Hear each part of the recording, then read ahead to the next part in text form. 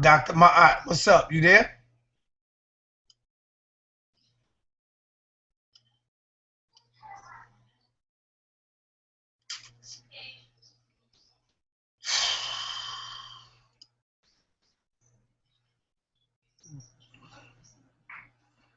Dr. Maat.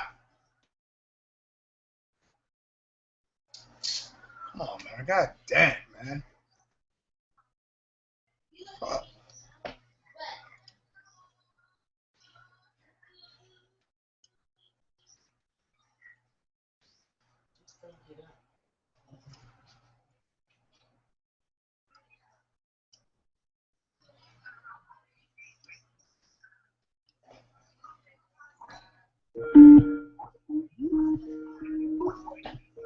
All right, but how many people do you got on your line? Why you can't just call me by yourself?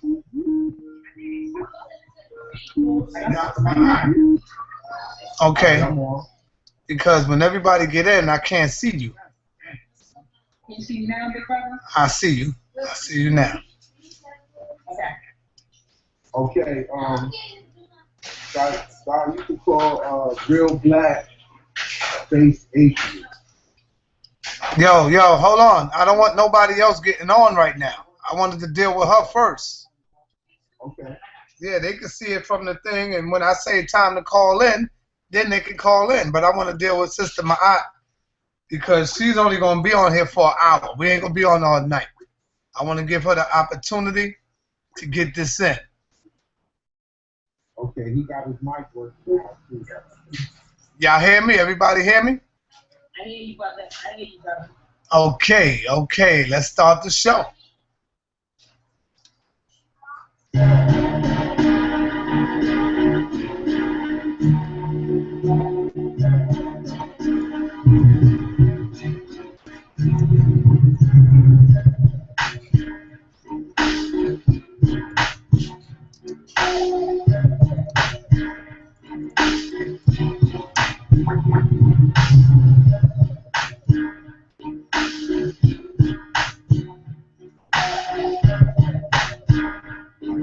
Soft letter T. Everything about good times. And I could just roll the street to never hold a beat. Never have my bad time. On the stage, you stick together. We can set up at the top of the streets. And every cookies right on time. Ain't no masquerades and no never games to play. And be the new pastime. And be the new pastime. About good time. And we could just live in peace and didn't kill in peace. Ain't no more walking around. Ain't no stopping these connections. The drop it open people to see if we could live in the sunshine without being the same, free from all stress and heat. Would that be the last time? Soft letter T.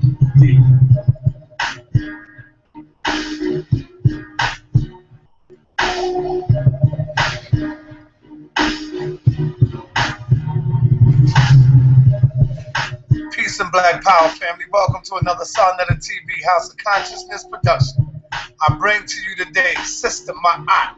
Sister Maat was one of the sisters, was the sister that was in the debate ring with Brother Israel Doctrine. And this was real historical, family. Dr. Maat went up in there, handled her business, did what she had to do, and I have to bring her here so she could talk to you.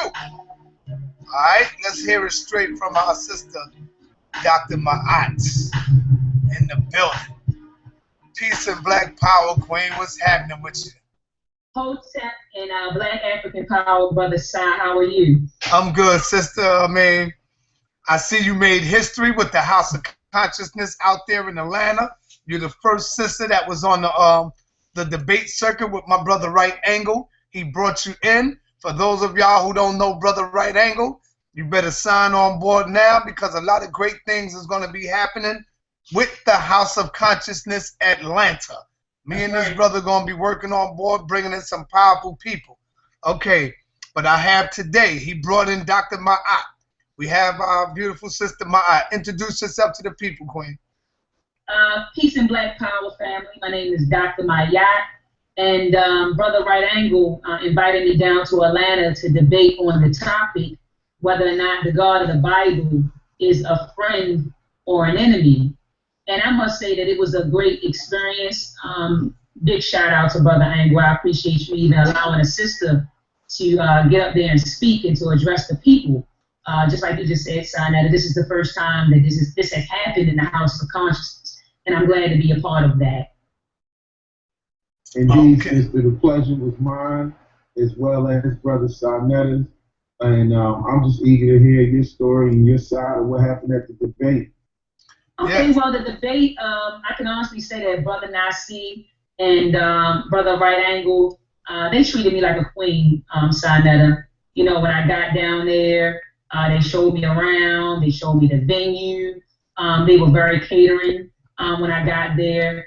And so initially I didn't know what I was walking into when I got down there. You know, I was a little nervous because, I'm coming into the Israelite domain. You know, the moderator, which is Nasi, he's an Israelite. And then I'm going up against the Israelite. And then, I just assumed that the crowd was going to be majority Israelites. But I was shocked to find that when I got down there, they were very warming. Nasi, he wasn't biased at all. He wasn't anything like I expected him to be. In fact, he's quite a gentleman. And so is Brother Right Angle. So when I got there, they treated me with the utmost respect. The crowd was very neutral. You had some people from the Kemetic community there. They came out to support me. It's a sister by the name of Empress. She came out to support me. A lot of sisters in Queens were there to support me, and I definitely appreciate that. And there were some brothers in the audience who were there to support me as well. And there were also Israelites there to support Israel Doctrine. So the crowd was very neutral, which made me feel a little bit more comfortable at the debate. In the first round, they gave us 10 minutes, and so the rounds were as such. We had 10 minutes in the first round to produce, well, not to produce, but to talk about our premise. And in the third round, that was the round to go in. And the first round I lost. A lot of people felt like I went off topic because I didn't go inside of the Bible. But what I was trying to establish in my first 10 minutes was that the God of the Bible is not the God of African people. And I wanted to prove that using the Bible and prove that using science. And then I wanted to define, well, who is God? And then in my 30 minutes, I planned on explaining the characteristics of this God in the Bible and talk about the correlation between the God of the Bible and the Europeans, and then also talk about the effects of worshiping this Godhead, which would be slavery, colonization, everything, death, destruction. Anywhere that this Godhead is the center of worship, we've seen death, destruction, and we've seen colonization. And that was kind of the order of my presentation. But I ran out of time in the first 10 minutes, and so I was unable to make that correlation. So I can completely understand how a lot of... All right, I hear you, Dr. Maat. I hear you. Once again, we're speaking with Sister Dr. Maat. She's going to break down what happened during the debate session. I want to first send a powerful shout out to my brother out there in the ATL, Brother Tahar. Tahar is in the building with Mama T and Maat in the house. All right? Repatriation. All right, now this is how we doing it. Powerful shout out. I know y'all know Brother Tahar out there.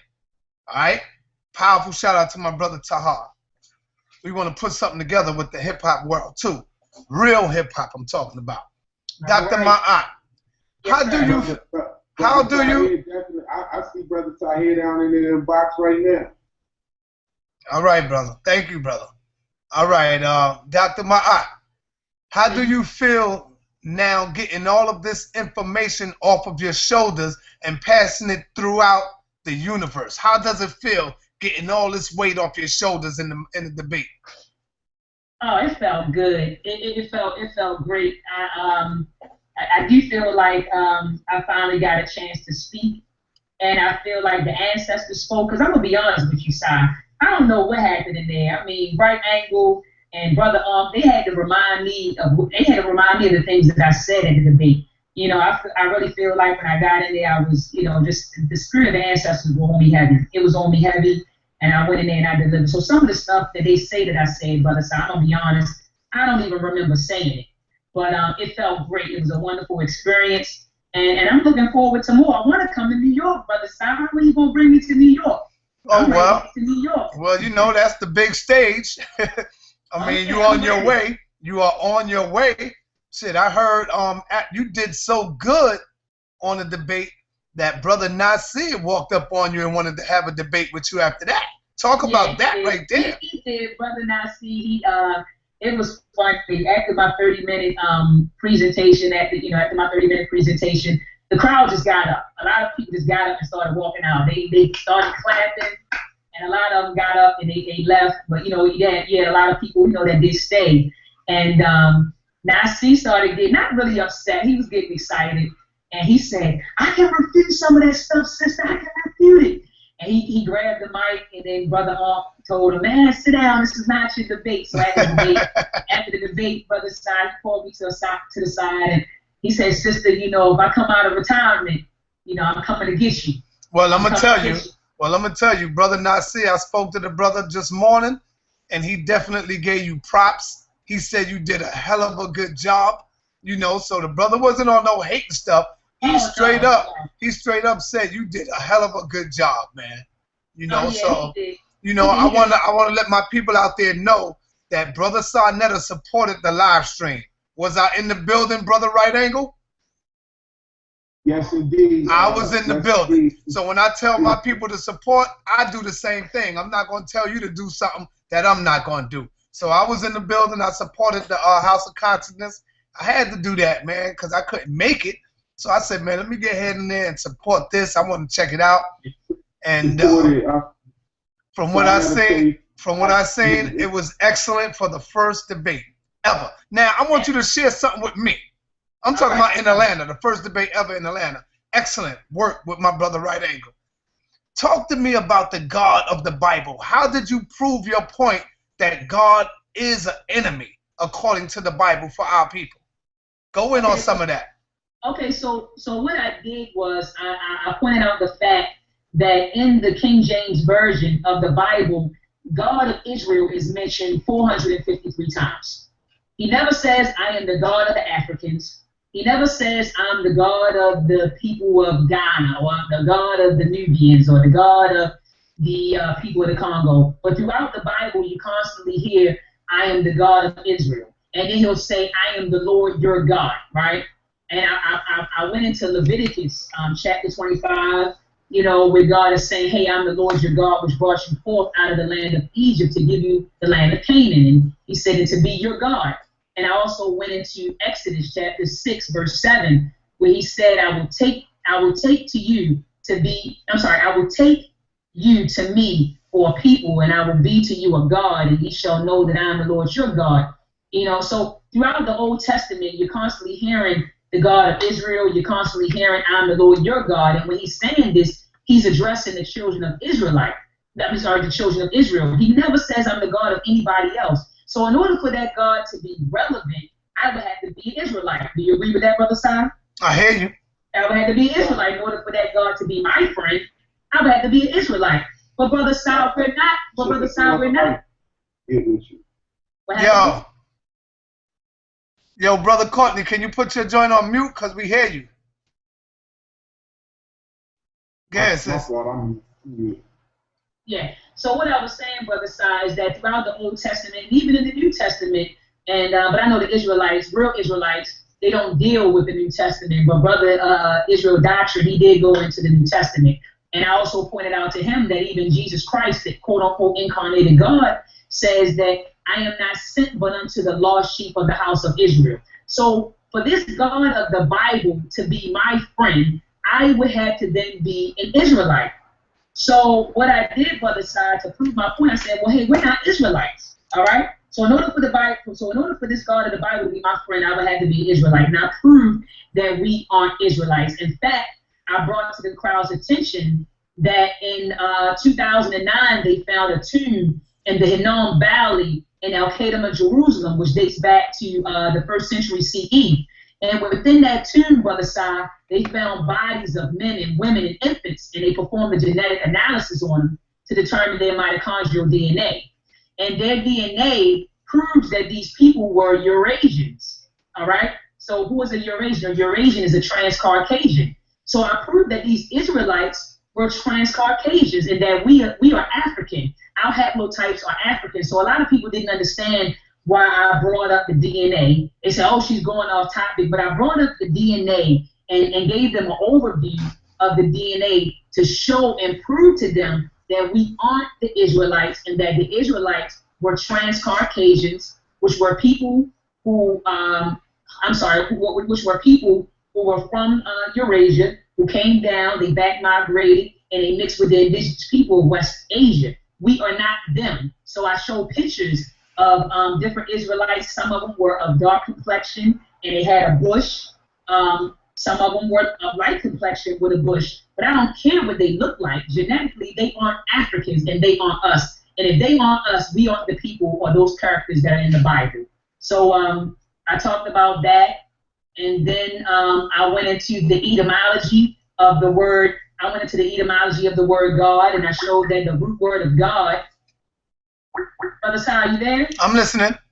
I don't know what this is. Somebody's trying to call me. I don't know what this is. As long as you're there, as long as you're good, I'm good, Brother Si. But then I went into the etymology of the word God and showed that the root word of God, it comes from a word, a Hebrew word called Aou, which means prominence and wealthy men. So if you trace back the etymology of the word God, it goes from God to Elohim to Elohah to, it's several other words. I had it on my PowerPoint. But the root word of the word God comes from a word called U. And U means prominence. And it means wealthy men. So I said, well, what are we praying to here? You know, here it is, this King James Version. Who are we really praying to? We're praying to prominence and wealthy men. Who are those wealthy men? These wealthy men are the merchants and the investors of the slave trade. In fact, during my research, I found out that the slave trade was the reason for the worldwide distribution of the King James Version of the Bible. So the reason why we had the KJV is because of the Atlantic slave trade. Well, not even just the Atlantic slave trade, but the triangle slave trade. So I went into that, and then I had to bust them in the head, Brother Star. Then I went into the Bible. Oh boy, oh boy, oh boy. Call back in, Sister Maat. Okay, thank you. Maat. Let me see where you at. Dr. Maat, call back in. Somebody, sisters, knock me off, man.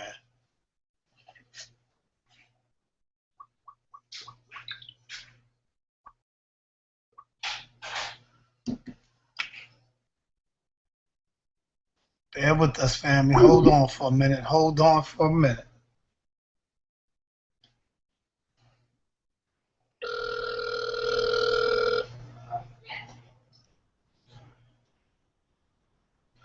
Hello? Yeah, call back in. You got cut off. All right. What part did it? Okay. Call back in right quick. Bear with us, family. Just got cut off for a minute. Dr. Maat will be back in the building. There she go. Okay, I see you. I see you. Okay, I'm sorry, Brother Star. All right. No, it wasn't you. It wasn't you. Somebody called in and it was messed up. So, yeah, go ahead. Finish saying what you were saying. Okay, what was the last part, Brother Star? Because I lost my train of thought. Yeah, me too. Okay, yeah. Well, basically, I went into the Bible and see, somebody's trying to call me now. See that? I'm not gonna get it because it messed me up. Go ahead, just continue. Okay, so basically, I went inside the Bible. I started with Isaiah chapter 45, verse 7, where God says, "Hey, I formed the let me go back. I formed the light and create the darkness." And He says, "I formed the light and create darkness. I make peace and create evil. I, the Lord, do all these things." So here it is. You have the God of the Bible saying, "I do it. I do it all. I create the peace. I create the evil." You know. And so then I went into Exodus chapter 32, where God actually repents for his evil thoughts. Actually, in Exodus 32, verse 14, God says it says, "And the Lord repented of the evil which he thought to do unto his people." And a lot of people justify that and say, oh, you know, when you're worshiping other gods, we worship a jealous God. And when you're worshiping other gods, that gives this God the right to do things to you. And I said, well, here it is. You got a God that gives you free will, and then when you don't choose Him, you get punished. So I pulled out verses of the Bible where God is repenting, of the things that He did to His own people. I pointed out the passages in the Bible where God asks for the Israelites to. Dr. Maat, I need you to show yourself right quick. I'm right here. I'm looking at you. I can see you loud and clear. Yeah, I'm talking about you though. Oh, can you see me? Yeah, it's a picture of you. Oh wow. Let me see. It says my video is on, Brother Si. Oh, now there you go. Now you on. All right. Yes. All right. Okay. But let me say this to you, sister. Now they saying that Israel doctrine is really not a Hebrew Israelite. You know? And I'm going to say this. You hear me? Let's go. I think you really need to test the waters. I told my brother, Right Angle, the Guerrilla Hebrew would have been a powerful, powerful hitter for you. Oh, yeah. You know what I'm saying? The Guerrilla Hebrew. I mean, when you say, Dr. Maat, that our people was not Hebrew Israelites, I think you got to go and do some more history on that, because our people were Hebrew Israelites. Just like we had some of our people were Moors as well. You know? But let me hear what point you coming from. Go ahead.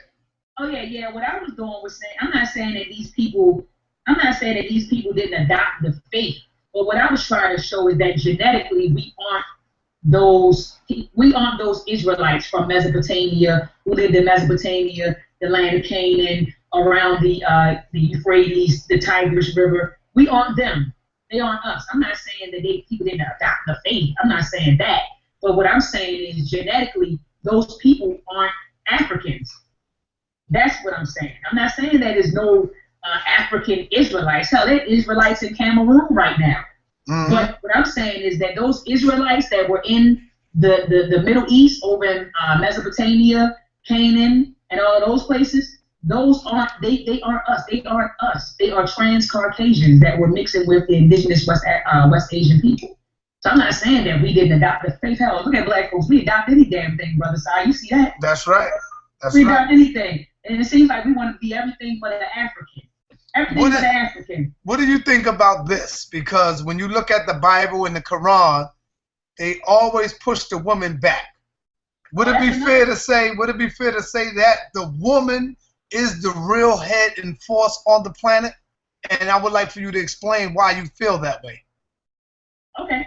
Well, a lot of brothers, they calling me a feminist and all kinds of stuff, Brother Si.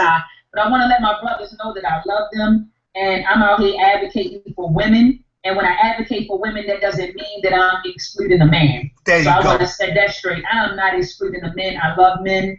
I have raised 3 sons, 3 kings. And so I love men. I mean, the majority of my family consists of men. So I do want to set the record straight with that. And I build with a lot of brothers on Facebook and on different social media. So I'm not anti-man just because I support my sisters. What I'm trying to do right now is to build a strong sisterhood, brother Si, because right now our sisters are lost, you know. And if you recall, the woman is the first teacher of the child. So if we're lost, where does that leave our children?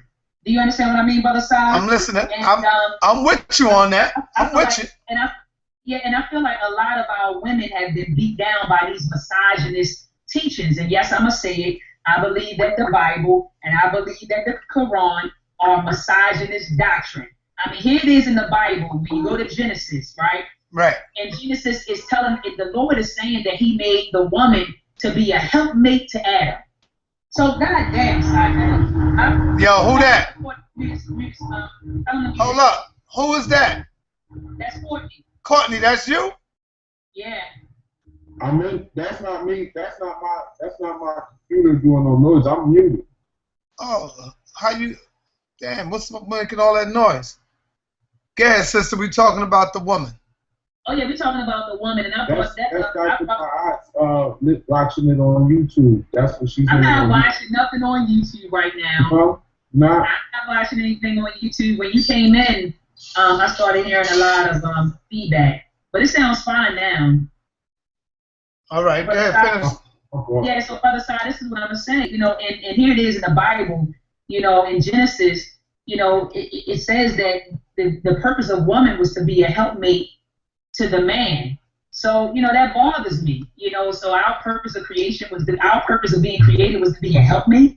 You know, so I went in on Genesis, and the fact that the Bible says that we were created from the man, that God took the rib from Adam to make the man. It's kind of like taking away the gift of the woman. Our greatest gift is to bring life. We are the life source. We are the life source, or the source of life. So you took that away from me and gave it to Adam and said that we came from his rib. So I went in on Genesis, and then you tell me that sent into the world because of the woman. You know, and then you have things going on in the Bible where let me keep going. You got you know, you're hearing things about the Bible in Ephesians, 1 Corinthians, 1 Timothy, where they're telling women you are the tail. So we aren't the head, we're the tail now. You know, and then you're telling us to submit. You're telling us to be quiet. We can't talk in churches. That's misogynist teaching. That's a misogynist doctrine. Any doctrine that subjugates a woman is misogynist. And so, you know, I'm against that. I'm against those teachings. So a lot of brothers feel like I'm a feminist because I'm against those teachings. No, I'm about balance, and I'm about order and truth. And I'm not going to advocate any type of doctrine that promotes the subjugation of women. I'm not gonna support any doctrine that says it's okay to rape women. In the Old Testament, you hear the God commanding Moses, telling him, hey, when you guys go out here and you fight these wars, it's okay. It's okay. Take the women as your captives. If you want to make them your wives, make them your wives. That's rape. That's advocating rape, and I'm against that. So if any brother feels like I'm a feminist because I advocate for my sisters, because I ride for my sisters, then call me. Then let the chips fall where they may. Call me what you want me to call me. I'm down for my sisters, and I'm against any type of doctrine that subjugates women. I don't care if it's the Quran. I don't care if it's the Bible. I don't care what it is. If you promote the subjugation of women, I am against that, because attacking the woman is attacking nature. Attack on the woman is an attack on the nature. Attack on the goddess, and that's what I support. And that's what I'm about. Okay, that's powerful, sister. Did the brother come with anything that razzle-dazzled you that made you say, damn, what, I got to come back with this? I got to hit him with that. Have he refuted any of your science when you was attacking the Bible?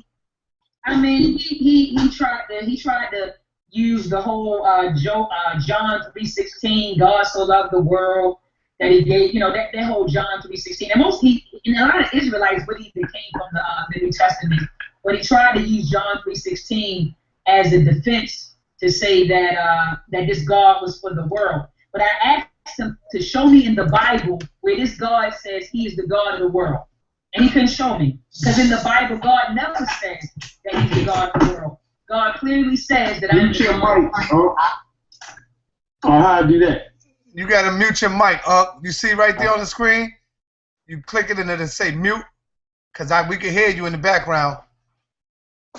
Okay, that's good. All right, go ahead, sister.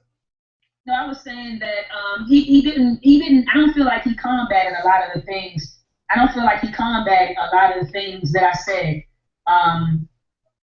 You know, in fact, I feel like he only reaffirmed a lot of the things that I brought forth. And you know, the only thing that he said is, hey, that God is like a parent, and that's what he used. He used that analogy that God is a parent, and if you do things to disobey your parent, you should be punished. But punishment, does that mean, you know, you had God saying, I'm going to smite you with hemorrhoids in the Bible. You know, that's hemorrhoids. I'm going to smite you with hemorrhoids. I'm going to send you a pestilence, which is a disease. I'm going to send a flood and drown you. That's not what a loving parent does. So when he used that analogy that we are to God as a child is to their parent, I couldn't conceive of that. Sending a pestilence or a disease to hurt my child, to teach my child a lesson, or to murder 70,000 men to prove a point. I couldn't, you know, as a parent, I wouldn't do that to my child. So I thought that was a stupid analogy. But I don't really feel like he did come back a lot of the things that I threw out at him. I don't. Well, I'm going to say, sister, I definitely would love to have you in New York City on the big stage, but with another sister though. You see? And we got to talk about some of the things that affect us in this community. You know, some of the things that our sisters go through. We need to have a sister talk. You know, women need to. We can have a sister talk, but I want to debate. I want a man right now, Sinetta. I'm not trying to debate a sister. I'm building with the sisters right now, and I'm not trying to debate a sister. Hold on. So you telling me that you agree with all the teachers that the sisters are coming out with? You don't disagree with none? No. Why you want to debate a brother? Because my thing is, I want to debate a brother. What's wrong with me wanting to get in the ring with my brothers? Ain't nothing wrong with that. Because I noticed this about you, Sai, that when we got on Skype last and we talked about the debate, you were, funding a bondage child, and you were saying that would be a powerful debate to see two sisters. But why can't sisters get in the ring with these brothers right now? No, there's no problem with that. There's no problem with that. But I'm quite sure the fans out there would like to see two sisters go in and get in the ring. Not only two sisters, but yeah, we would like to see two sisters. And I'm telling you, Abundance Child, she will defend Islam because she deals with the moral science stuff. You see what I'm saying? Yeah, and that's not really my strong suit. I bang on Christianity real hard. Like, I've never been into, I read a little bit of Islam and I read my Quran here and there, but I'm not really, that's not really my strong. Let me say this right quick. Mm-hmm. I got to keep it real with you. I don't want to bring you in too fast and you get beat up. You see what I'm saying? Israel Doctrine is really a baby. You going up against one of these Israelites from New York, oh my God. I don't want to do that to you, and I would never do that to you. That's why I'm saying it'll be better for you to go up against one of these sisters or something like that right now. Coming into New York. We trying to set up her and Nasi for Atlanta. So her debating brother Nasi in Atlanta, a lot of people that watched the debate say she did a better job than Seti. So she can give him that work, or he can give her that work. We'll see what happens. Well, let me bring on my brother Ankh. You can unmute your mic, my brother. Okay. Let me bring on Black African Power. My brother, you was there at the debate. Talk to me a little bit about it. Was you surprised about the sister, the way she brought it? No. After communicating to the sister for a couple of weeks, I recognized that doctorate shit was real. That her deafness was very, very serious. I would bring certain items to her, and she would go a little bit deeper than me. And I recognize it is just different levels. So she can debate any goddamn Hebrew Israelite. Yeah, bro. You worrying about her, you better worry about their goddamn. Detailed shit she's on. She's going to show you the difference between going to high school, going to college, and getting a motherfucking doctorate in any goddamn thing. It's a whole different level. It's the shit that Amaral Spar's been talking about. And, niggas is running their mouth right now on both sides, but all niggas need to shut up. Because when we was down, when they claimed that this person lost and that person lost, it took the black sister to raise us back up so we can cheer our motherfucking hands in the air and start talking shit again. You know what it is, though, Sal. Yes. You understand what I'm saying? Don't worry about her. Amaral Spar the fuck up. That's right. Long live the goddamn queen. Amaral Spar up. That's right. Okay, that's what's up.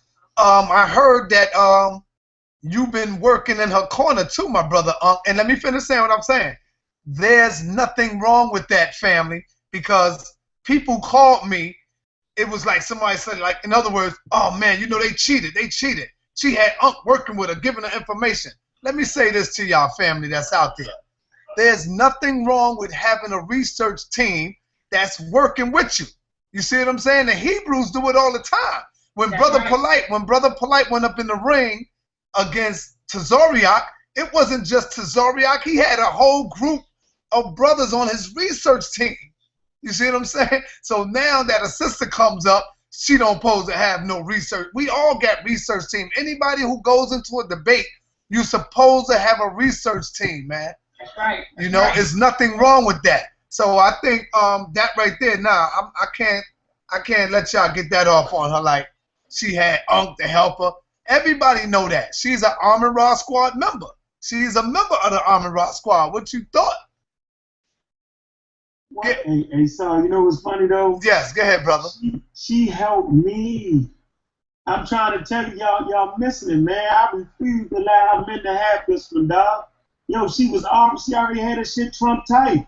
I was trying to give her shit, and she was like, okay, let me see. She would check me out and break me down. No, that's not enough. No, I need to know Trent. No, that's not deep enough. No, I need to fast me on that. No, I need direct. Come on, son. Come on, man.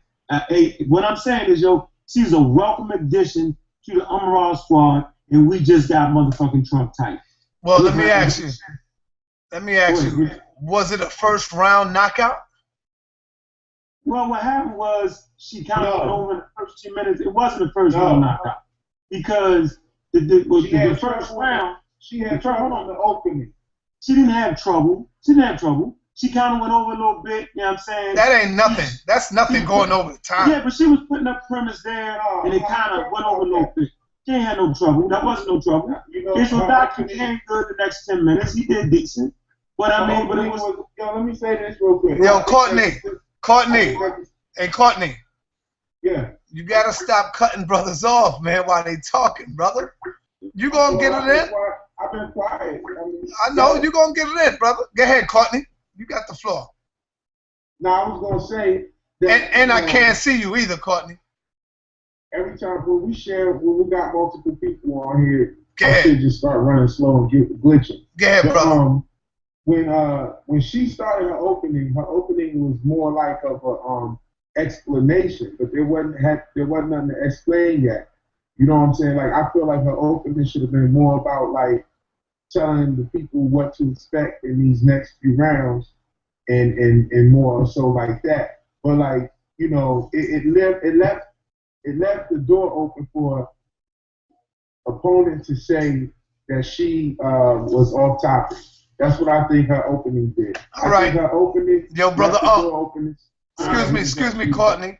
When you eat, and you got to put your mic on mute because we can hear all the crunching and all that, brother. Before they cut me off, man. Go ahead, Courtney. I gave you a lunch break, man. Go ahead, mute your mic so you can eat the chips. Okay.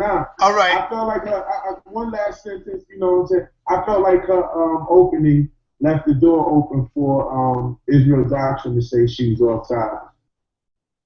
Okay. I want to say this. Tomorrow, same time, we're gonna have Brother Israel Doctrine on here to state his claim. I want to show fairness to the both of the debaters. So I want to give Israel Doctrine the opportunity to get up here and tell the world his side of the story. All right, because there's always two sides. Some people say three sides. I ain't gonna get spooky like that, but we're gonna have our brother Israel Doctrine up here tomorrow, and the brother might want to come in to ask a question. So he's welcome. Call in, brother. You can ask a question. I want to let y'all know, everybody that's out there, for the 114 people that's tuning in, listening right now, we got the Reverend Dr. Phil Valentine and his lovely wife this Sunday at the National Black Theater. And of course, if you can't make it, you know what you got to do. Get on there, and we live streaming it. Go to Sarnetta TV on YouTube, punch in my name, and handle your business. You see what I'm saying? This is what we do so we can bring in more people. Handle your business. If you would like to see the live stream, it's going to be live right here in New York City at the National Black Theater. So handle your business, family, before it's too many people and you won't be able to get on board. Okay, Brother Ankh, go ahead. Finish saying what you were saying.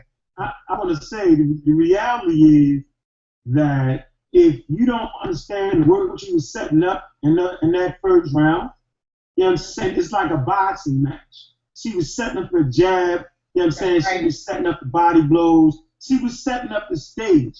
And the setup was this. If the question is the God of the Bible enemy to black people, right? The first thing she set up was she showed and proved, right, that the Bible is a tribal book. No Hebrew will deny that. That's why they always trying to get people in to make them say they Israelites and they're not Ham or they're not African. because they understand, a real Hebrew Israelite understand it's a tribal book. So what she showed was, first of all, it's a tribal book. Second of all, she showed there are African tribes and clans outside the Israelite clan, and that Africans in America are part of a couple different clans in Africa. So what she did was she separated it. So when the God of the Bible start talking shit and demon rules and regulations on other people on the planet, of course, he becomes the enemy. Now, if he wasn't intelligent enough, you thought she was off topic. And she was setting that ass up for that right hand. That's right. That's the point. Very basic work right there, bro. All right, go ahead, Sister Maat. You can go ahead and get the mic back. No, I was just, Brother Simon, Brother Ankh is completely correct. If you had a little bit of intelligence, you would have known what I was trying to accomplish in my 10-minute round. I just wish that we had more time. Usually in the debates, I know that they do maybe with a 10-minute opening and then 2 45-minute rounds. And I wish that I was afforded that opportunity to really go in the way I wanted to. So I'm looking forward to future debates with the right thing. All right, brother. That's Israel Doctrine. You got to mute that, man.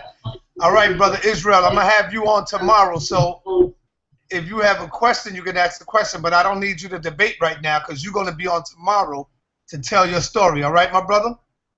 Well, can I just ask if the sister can stand on her own 2 feet tonight and Courtney move out the way and let her explain exactly what she did? Hold on. You know what I'm saying? Hold on. All right. Now, see, brother Israel Doctrine, that sounds like a weak move right there. Because, let me finish. When the Hebrews are out there teaching, they're not standing by themselves on the corner. They got their crew with them. They got their team with them. So now you got a sister and you got her team. Why? What's the fear that you got Ankh standing by her side? Why are you scared of Ankh standing by her side, brother? I ain't scared of Ankh. I call Ankh out to debate. What I'm doing scared of Ankh. Ankh scared of me. He ran for me. I said, Ankh, let's debate. He put Dr. Mayala out front and put a battery in her back. You know what I'm saying? I just got up on here and said that the sister left the door open for you to say that she was off topic in the first round. So, like, how am I being biased or anything, brother?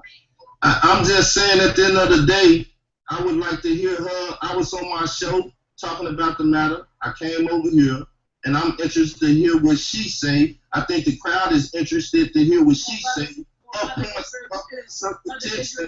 You should have tuned in earlier. I did that. I went through the whole presentation for Brother Sai. He could vouch for that. You late. Okay, what's I debated you, Israel, and you lost. Okay, so hold on, Israel, hold on. Save it for tomorrow, brother, because you're gonna have. This. Go ahead. This. Are you gonna keep this up so I can view the beginning of it? Yes, this is gonna stay up. Okay. I'm gonna keep this up. I see y'all tomorrow. Okay, brother, no doubt. I don't know why you let him off the hook, man. Nah, man, because I don't. No, listen, because I don't want nobody up here just wilding and going in and going crazy. Let's keep it right tonight. We want to go wild out, B, but don't let them get away with that. Nah. In the system. Well, check it out. Check it out. You can take care of him tomorrow. Now, brother, I don't want to just move past Dr. Maat. You got a powerful debate coming up with Imam Bashir, Ankh. And I'm glad you got your Skype working, because maybe I could set up something with you and Bashir coming up in the building, for promotion. Check this. Let me say this, man. All information I'm using in the debate is going to be rolled up for people they can take home with them, because it's real black atheism on the line. That nigga in 570 AD, son, it's 2014, man. This is the part where the community must understand, right? Islam, Judaism, and Christianity, there can be no amendments to it. There can be no changes added to it. Okay? You can't add a new addendum to it. African social systems, right? You can add and take out shit. You can make adjustments. You can do what you need to do to adjust it to the situation or wherever you act as a person, human being on the planet. So he's going to bring us Islam with no adjustment. He's going to checkmate peace. let's just say the Muslims end up taking control of the government. So where in the hell does that put me? Where in the hell does that put Dr. Maat? And what does it put you? Because in the Quran it clearly says you can enslave a non-believer. Can he adjust that in the Quran? No. So that's what I'm saying. That shit don't make no sense, makes no sense. Well, I want to let the people out there know so they can see it for themselves. Brother Courtney, the Right Angle, will be releasing the DVD when he get it ready. You can go on. Hey, Brother Courtney, you need to put your email inside the search bar on Sarnetta TV 7 so they know where they can call you at to get that. It's HOKAtlanta1@gmail.com. Okay. HOKAtlanta1, all one word. Okay, I heard that. And the debate with Brother Ankh and Bashir will be taking place in Atlanta, August 16th. It's going to be a 3-on-3 debate. It's going to be Bashir and his team against Ankh and the Amon Ra squad. It's going to be a real powerful event, and we're going to have a conscious artist there to perform. So it's going to be also explosive. Sarnetta voice. So, yo, listen, man. What is up with all these debates all of a sudden? What do you get out of debating, Dr. Maat? Oh, it's not about debating. It's just getting out there and getting this information out there, Brother Hassan, to the people and letting them know that the queens are here, that we are definitely resurrecting and we're here. So that's what I'm trying to do right now. Let the people know that, yes, sisters, we are capable of teaching as we have always been. The woman is the first teacher. Do you agree? She's the first teacher. So we're here. We're here. It's not, on the screen you see nothing but brothers teaching. What about the sisters? What about the sisters? So Dr. Maat is here, and Dr. Maat is in the building. Dr. Maat is prepared to lecture, debate, teach, or do whatever. We can do it all. All right, that's going to be powerful, sister. I'm glad you came out. I'm glad my brother Courtney gave you that shot, and the people is going to be looking forward to seeing this right here. All right, brother Ankh. What the hell is that shit? Bashir is in the chat room. Hold up. Yo, Ankh, do you have the other window open? You know how to open up another window, right? No, how you do that? You just open up another window, go to Sarnetta TV 7, and that's where you'll see everybody at with the comments. Oh, yeah, I see that. Yeah, I got it. Oh, okay. He already watching that. Okay, there you go. So Bashir is he's in the building.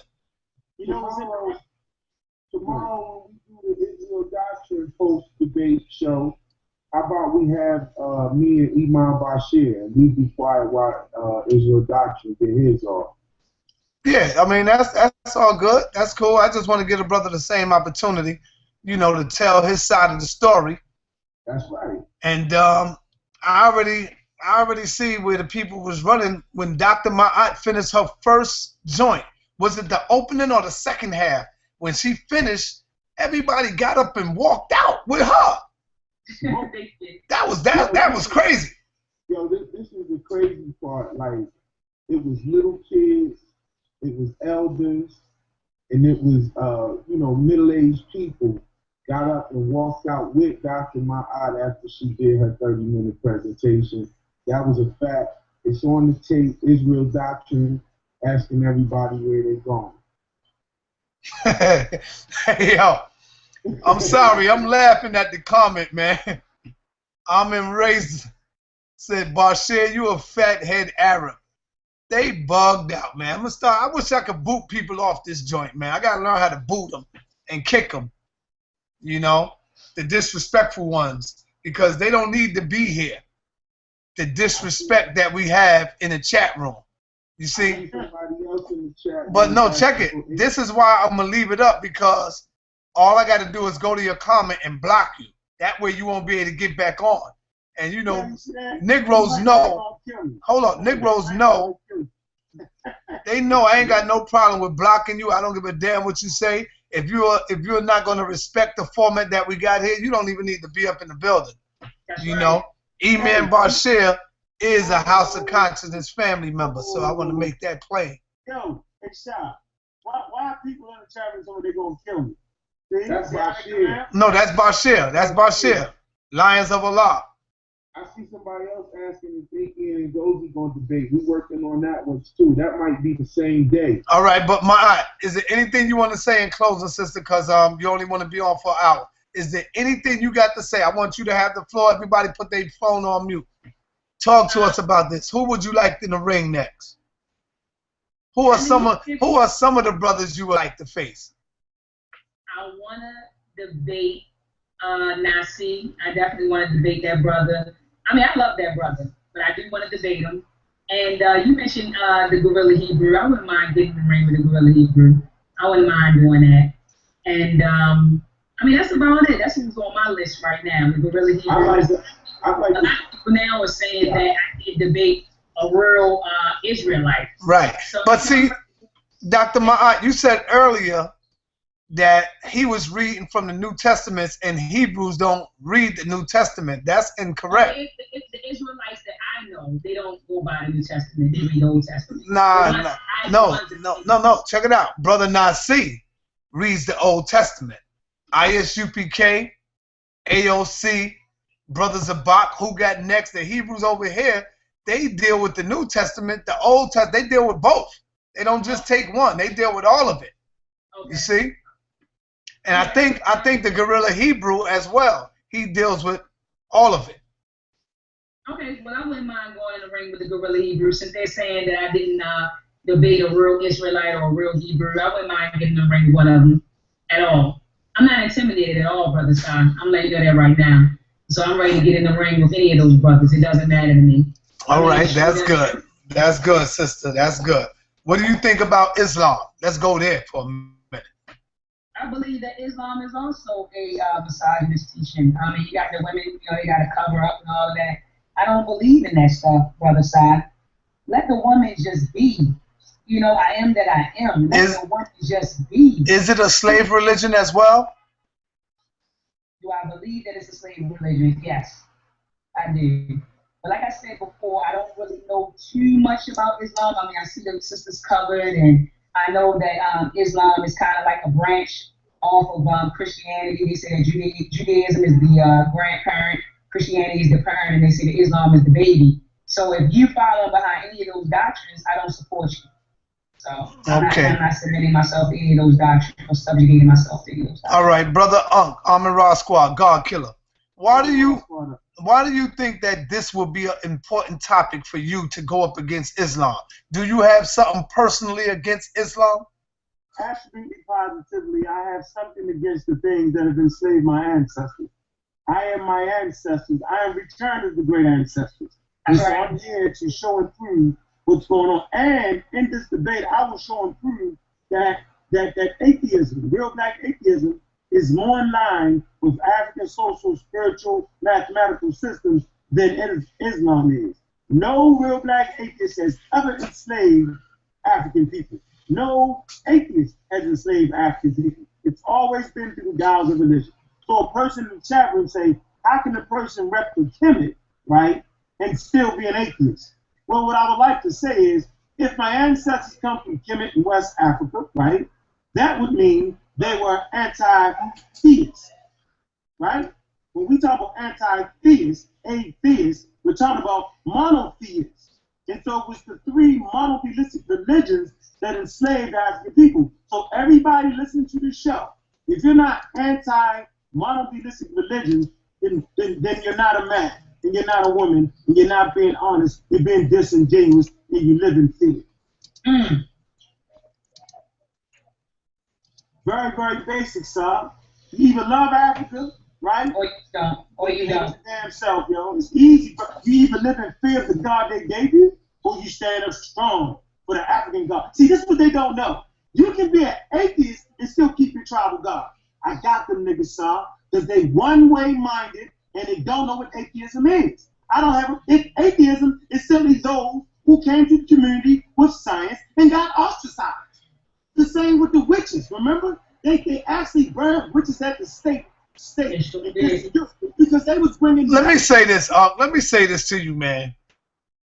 And this is no disrespect to my brother E-Man Barshare, but brother, you really not getting the heavyweight until you face off with a brother like Shaw from the AOC. Y'all can say what y'all want about the Hebrew Israelites. Matchups makes the debate. It's about matchups. And I'm going to tell you, I'm telling you, whoa. Hold on, so let me say this. Let me say what I'm going to say first. I'm going to tell you right now, that's what you say. You can say all that. You can say all that comedic science all you want.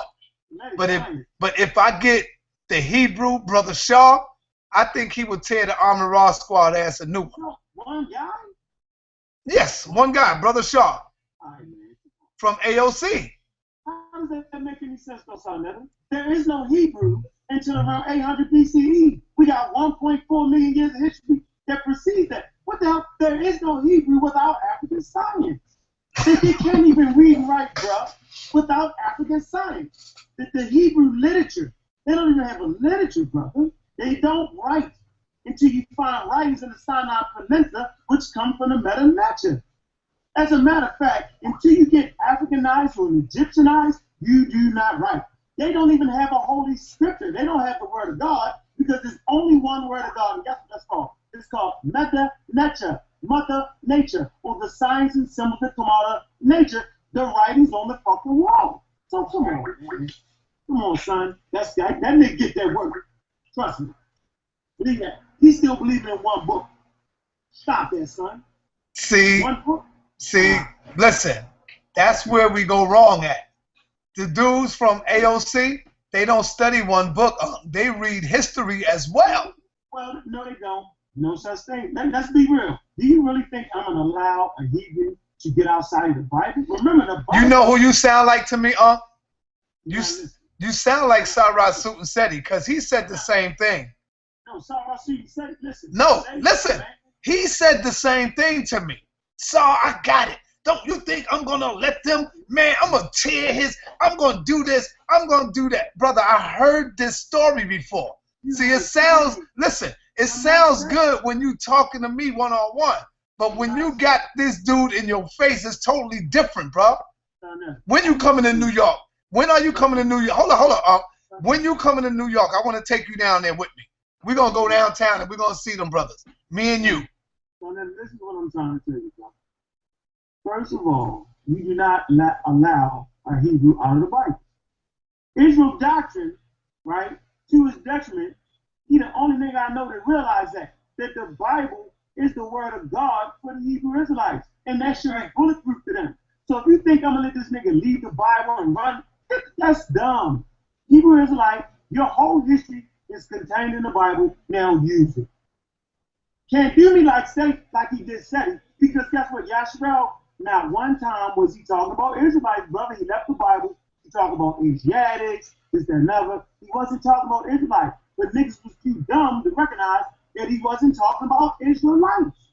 Hunter's Palette. You mean Brother Nazi? You don't mean Israel doctrine. You mean Brother Nazi? No. I mean Israel doctrine to his own detriment. That brother stays in that Bible. He keeps that shit real. If you start leaving the Bible trying to add shit, you're really being fraudulent because you're really saying is I don't believe that the Bible contains my story, and I need to follow outside of my house to prove my story. That's some bullshit. Our Hebrew Israelites supposed to operate off of faith and truth, according to the Word of God, not according to all right, your with all that you said, right? The Hebrew Israelites right now have the belt, all of them. AOC. Let me finish. AOC, Brother Nasi, ISUPK. All of the best, your best that you claim to be your best, your man Sarah Sutin said it. My brother, who I love, Brother Polite, went up against them, man, and it wasn't looking good, brother. Who did the AOC debate? Well, the AOC, really, they smacked Seti up a couple of years ago before the debate. You know, I know a lot of people don't like to hear that. A lot of people don't like to hear that, man, but... Can I say something? Yeah, say what you gonna say. Well, when you're dealing with a debate, subject and title dictates the information that one has to deal with. So if you if I agree to a debate with something outside of the Bible, like say if I debated somebody with the Quran, that means I would have to deal with the Quran, and I would have to go in there and study it, make sure I know what it is they deal with, this and that, and know my opponent and defeat them on their grounds. So, you know, titles, subjects and titles dictate, you know, the information that got to be brought out. We was debating the God of the Bible, so I stayed in the Bible. If we debating anything else, I would go elsewhere. So, I mean, you know, got to be like Scottie Pippen. You got to be able to play the point, the small forward, and shooting guard. You know, you got to be a swing man.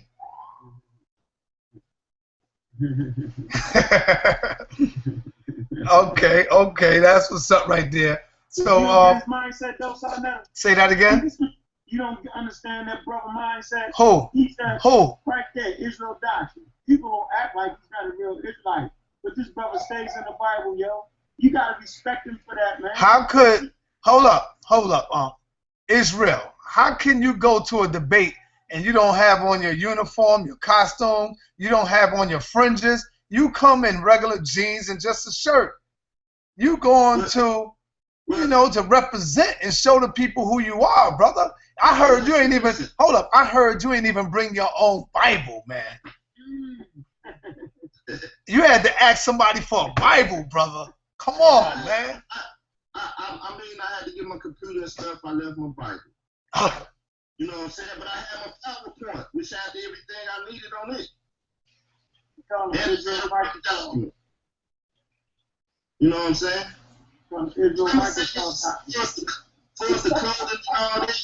I'm a regular fella, right? I ain't pick up the Bible until I was 19. And when I picked it up, I was who I am today. And all I did is gain some wisdom, knowledge, and understanding and applied it to life. That's all one has to do. Just live by the morals, statutes, and commandments that the Lord God tell you, and live right. Outside of that, it's not about a dress. It's not about a tongue. It's not that. Even though people hear that from certain people and people push that and promote that, living right and living righteous is the only criteria to make it into the kingdom of God. Did the sister surprise you, though, brother Israel Doctrine? Be honest with it. Keep it real. I mean, I give her kudos for, like I said, even at the debate, she went and used scriptures. So the way I looked at it is the Bible is going to be dealt with tonight. And all these scriptures going to get put on the table, and the people that want to really deal with the information, they will be going into the Bible, so the Bible going to be glorified tonight.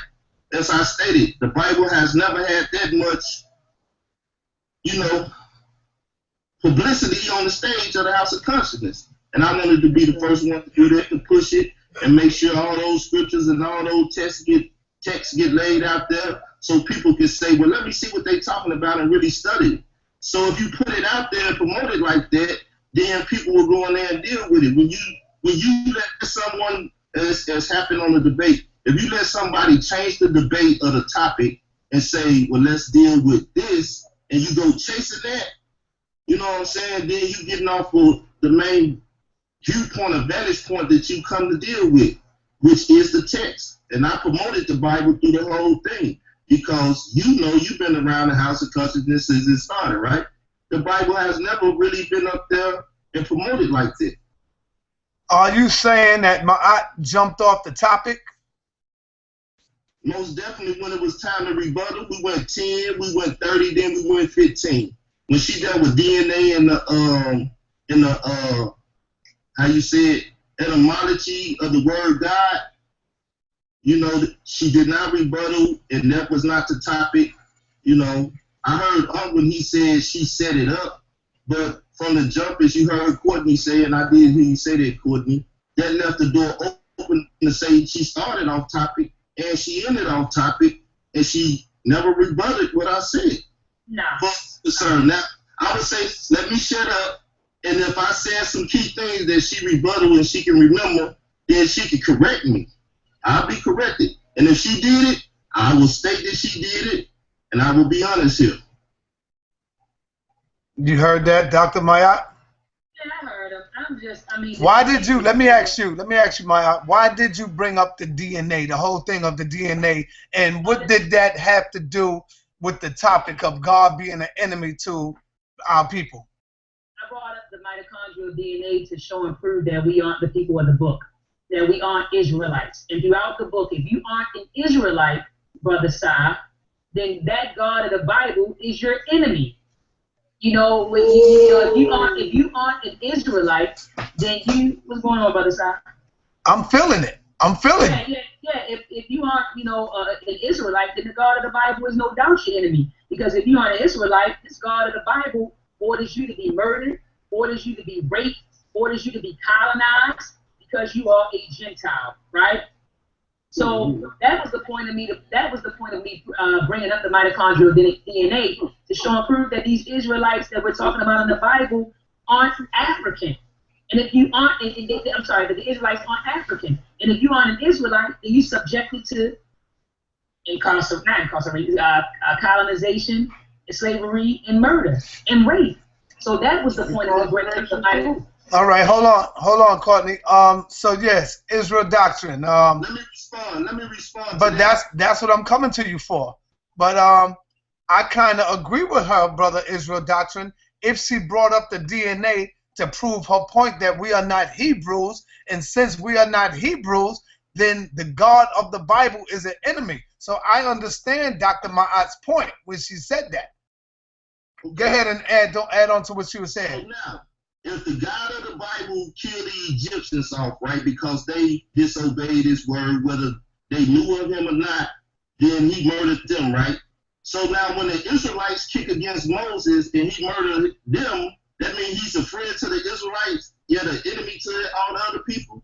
When he murdered Israelites as well as others from the argument of the basis of what she laying down, that means he's no respected person. If he no respected person, all that do righteous receive a righteous reward, and all those that do wicked receive that reward. So at the end of the day, that's no respected person. But that's the argument, that if you're not an Israelite, then he's going to respect you. When he sent Joseph down into Egypt, on this literary standpoint, and Joseph saved Egypt, and Pharaoh made him second in command, only under him. Only under him, everybody else was under Joseph. That says that the God of Israel sent an Israelite to save the Egyptians as well as his own people. So that shows clearly that the God of Israel is for other people too. And he said, as I said in the debate, he said, Egypt, my people. If Egypt is his people, and you say, well, he's only the God of Israel, then that's a contradiction now. Do we believe the text, or do we believe what one says about it? But check this out, Israel Doctrine. Hold on. Israel Doctrine. When she brought up the DNA, that was your opportunity, brother, to really get in. See, you got to know how to counter and answer what she was coming with. That was your opportunity to really blow that shit out the water, because you can't say the white man is our enemy in one breath and then turn around and try to use his goddamn DNA. Listen to what I'm saying to you, my brother. I'm not saying you. Okay. I'm saying we can't say that the white man is the devil. He's our enemy. We can never trust the white man, and then go and get his DNA to try to prove a fact. See, but you didn't come with that. You could have came at it like that, or showed some proof where the DNA, all this shit is a hoax. You understand what I'm saying? But instead of crying about why she did that, you were supposed to blow it up, brother, and go in on that. You gotta. Hey, brother, Hold on, because he was just talking to me. I need to. Can I deal with? Can I speak to him? He just finished speaking to me. Yes, go ahead, Israel. Go ahead, deal with that. Go ahead. So now, what if she started talking about the Bible had robots and spaceships in it? Was I supposed to say something about that also? But that's not. See, now you're playing games. No, you should have. Talking about something that has nothing to do with the topic. But right, she's saying it does, and if she said that to you, and you say it has something to do with the topic, then yes, okay, you brought that, right? But if it don't, and I say that don't have nothing to do with the topic, right? Then I just addressed it. I don't want to talk about that because that has nothing to do with the topic. This is what happened during the pre-debate. When Courtney asked me a couple questions, and I said, I plead the fifth, I don't want to answer that because it has nothing to do with the topic. DNA has So why are we talking about DNA? You just want to prove that we're not Israelites, and therefore, at the end of the day, he's an enemy to us. He killed Israelites. He killed the Egyptians. He killed all people. He killed his own people. All right, hold up, Israel Doctrine. Go ahead, Dr. Maat. I said, did you just hear what what Brother Israel Doctrine said? Yes. He said the God of the Bible killed his own people. Does that sound like a friend, or does that sound like an enemy, Brother Sai? I mean, come on now. Do you agree that he killed his own people? He killed, hold up, let me finish talking. He killed his own people and he killed other people. Does that sound like a friend or an enemy to you, Brother Sai? I'm just saying, does that sound like a friend or an enemy? Okay, question. If that's a friend, Brother Sai, that's a friend. Who needs enemies? If the God of the Bible kills you and his own people, and then he kills other people, who needs enemies if you have friends like that? Okay, question. Let me say something real quick. Let me finish this up, Brother Courtney. I also like to bring to his attention, because he said that God was for everybody. Let me show you something real quick, Brother Sai. Hold up. He said God was for everybody? Yeah, God is for everybody. See, he's not a Hebrew Israelite, brother. See? He's not a Hebrew Israelite. He's not really studying. I call myself a Hebrew Israelite. I call myself Israelite. Yeah, see, he's not really studying the Bible then. If he's saying God is for everybody, God, I'm going to let you finish, Maat, then I'll jump on him for that. Go ahead, Maat. Okay, yeah. Let me bring your attention to 2 Kings chapter 17, verses 25 through 26. And let me read this to you. It says, and so it was at the beginning of their dwelling there, that they feared not the Lord. Therefore the Lord sent lions among them, which slew some of them. Wherefore they speak to the king of Assyria, saying, the nations which thou hast removed and placed in the cities of Samaria know not the manner of God, of the God of the land. Therefore he hath sent lions among them, and behold, they slay them, because they know not the manner of the God of the Lord. So here it is, Brother Sai, in 2 Kings chapter 17, verses 25 to 26, you have the God killing people because they don't even know him. So in one breath, you hear Israel Doctrine saying that this God of the Bible is for everybody, but then you read stuff like 2 Kings, which shows you and tells you that the God killed them because they didn't know him. Do you understand the point that I'm trying to make, Brother Sai? I hear what you're saying. So God is for everybody. If God is for everybody, why did he send these lions to kill these people that didn't know him if God is for everybody? I got something good for you with yo, mute your mic. Oh my God, come on, man. Thank you, my son. Hey, Brother Sai. Yeah. Yo, check this out. I want to say this real quick. This is a good one real quick about the debate. There was a time in the debate where Israel Doctrine said something about Dr. Maat's presentation, and he said that she lied on the Bible because the rapes that the people committed in the Bible, God I didn't say nothing about no rape. I didn't say nothing about no rape. I said about when she said, God said, sanctify to me the firstborn, right? And she said, he sanctified him, he set him up to be. Hold up, Israel. Let him talk, and then you can answer it. You can clear it up. Go ahead, Courtney. Yo, we on something on TV. I wasn't even talking about that. I'm talking about this. You said that Israel people in the Bible committed those things, not God. She lied on God. She lied on God and said that the people that God committed these things. He told the people to commit those things, and they committed. He didn't do it. So Dr. Maat rebutted him by saying that God was pretty much the hitman. Yeah, come on. So he did do those things. Nah, Courtney, that's false. It's on the tape. It's false. Hold on.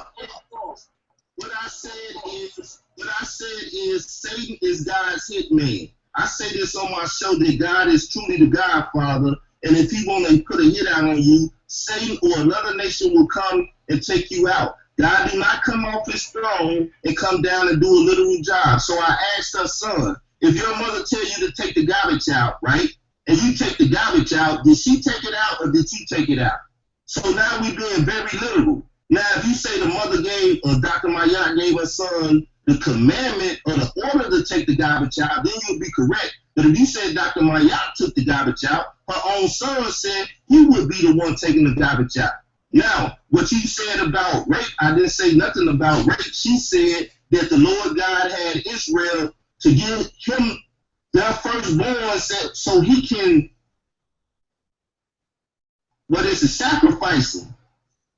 And God, and he don't even require sacrifices like that. So that was a lie. That's what I spoke on, and it's even on Minister Inky tape. When you go to his channel, he has stuff on it. You can go listen to it. I said she was off course, and when she said that I'm speaking to her son, I told her she lied there. All right. I mean, there's evidence of that already out there. All right. All right, family. All right, family. Once again, we got Sister Dr. Maat. I mean, you can let me know, sister, when you're ready to leave, because I know you don't want to be up here all day. And but let me say this. Hold on, brother. Relax.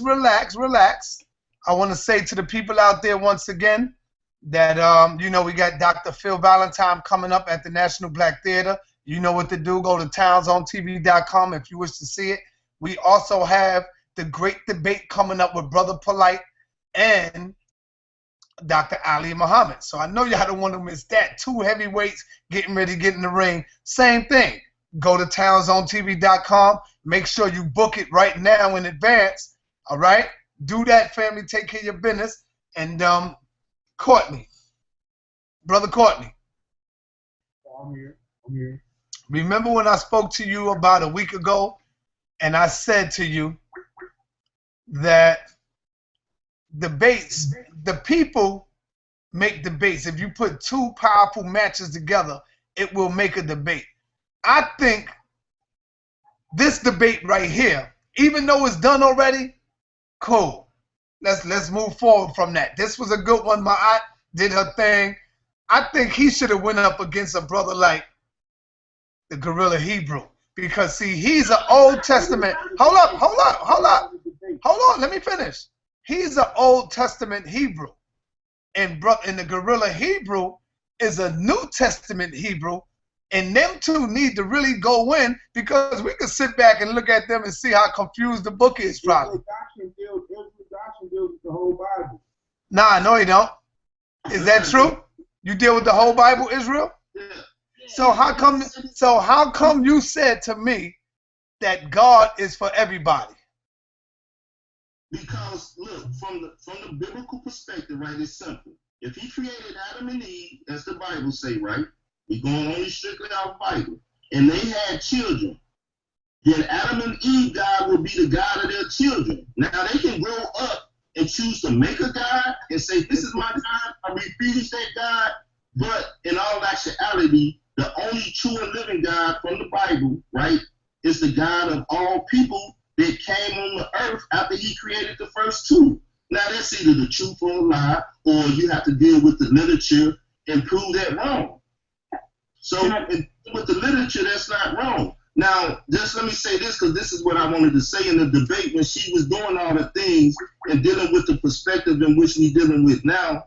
I read Job 2:10, right? And it say, but he said unto her, you speak as one of the foolish women speak. What, shall we receive good at God's hand, and shall we not receive evil? So the question is, Hold on, man. He's what a... Hold on. Guerrilla, you got to put your picture in there.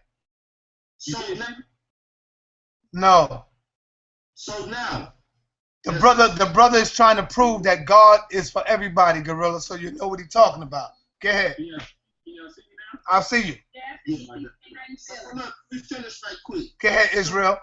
So when Job asked the question, and this is the question that went to my yacht and everybody in the crowd that was listening to on the live stream, do we accept good from God and not evil, or do we accept both, seeing that he provides both for everyone on the earth? And as I said, if you don't know what the evil is he's talking about, if you go to Ecclesiastes 9, it tell you this is an evil amongst all things. For the good, they go to the grave, and for the evil, they go to the grave. And he controls that for every living being, male or female, of any race of people in the world.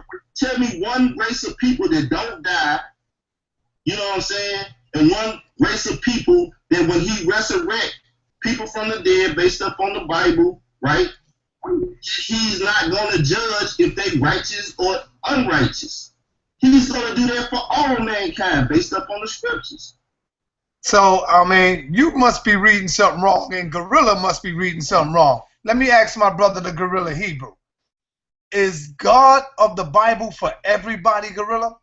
The God of the Bible is for the nation of Israel. Now, does the God of the Bible, pursuant to the Bible, govern and decide and control the fate of everything and everyone on the earth? Yes, but his chosen people are the Israelites. That's correct.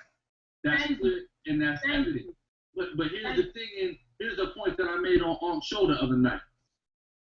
When you have the perspective that we have for the scriptures, and we present the scriptures from the perspective of somebody who's about black power, black supremacy, you have to present the scriptures and Israel as an identity to the black community, and you have to try to convince them that you are these people. That way they feel better about the Bible and the things being said about the Bible.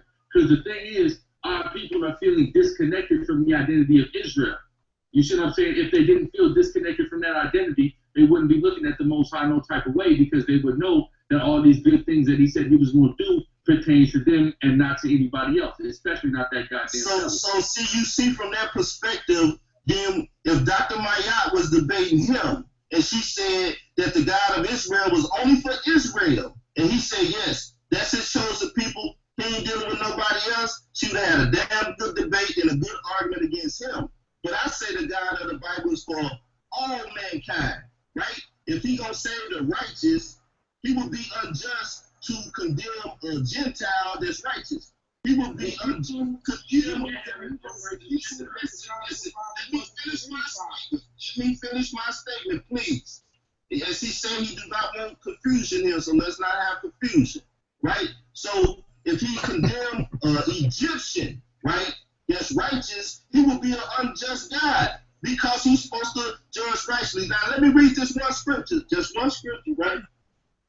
Yeah, because I would like for you to prove that Israel doctrine. Go ahead. We're going to go to Ecclesiastes 12, right? Go ahead. I got the tattooed on me right here, the word of God, right?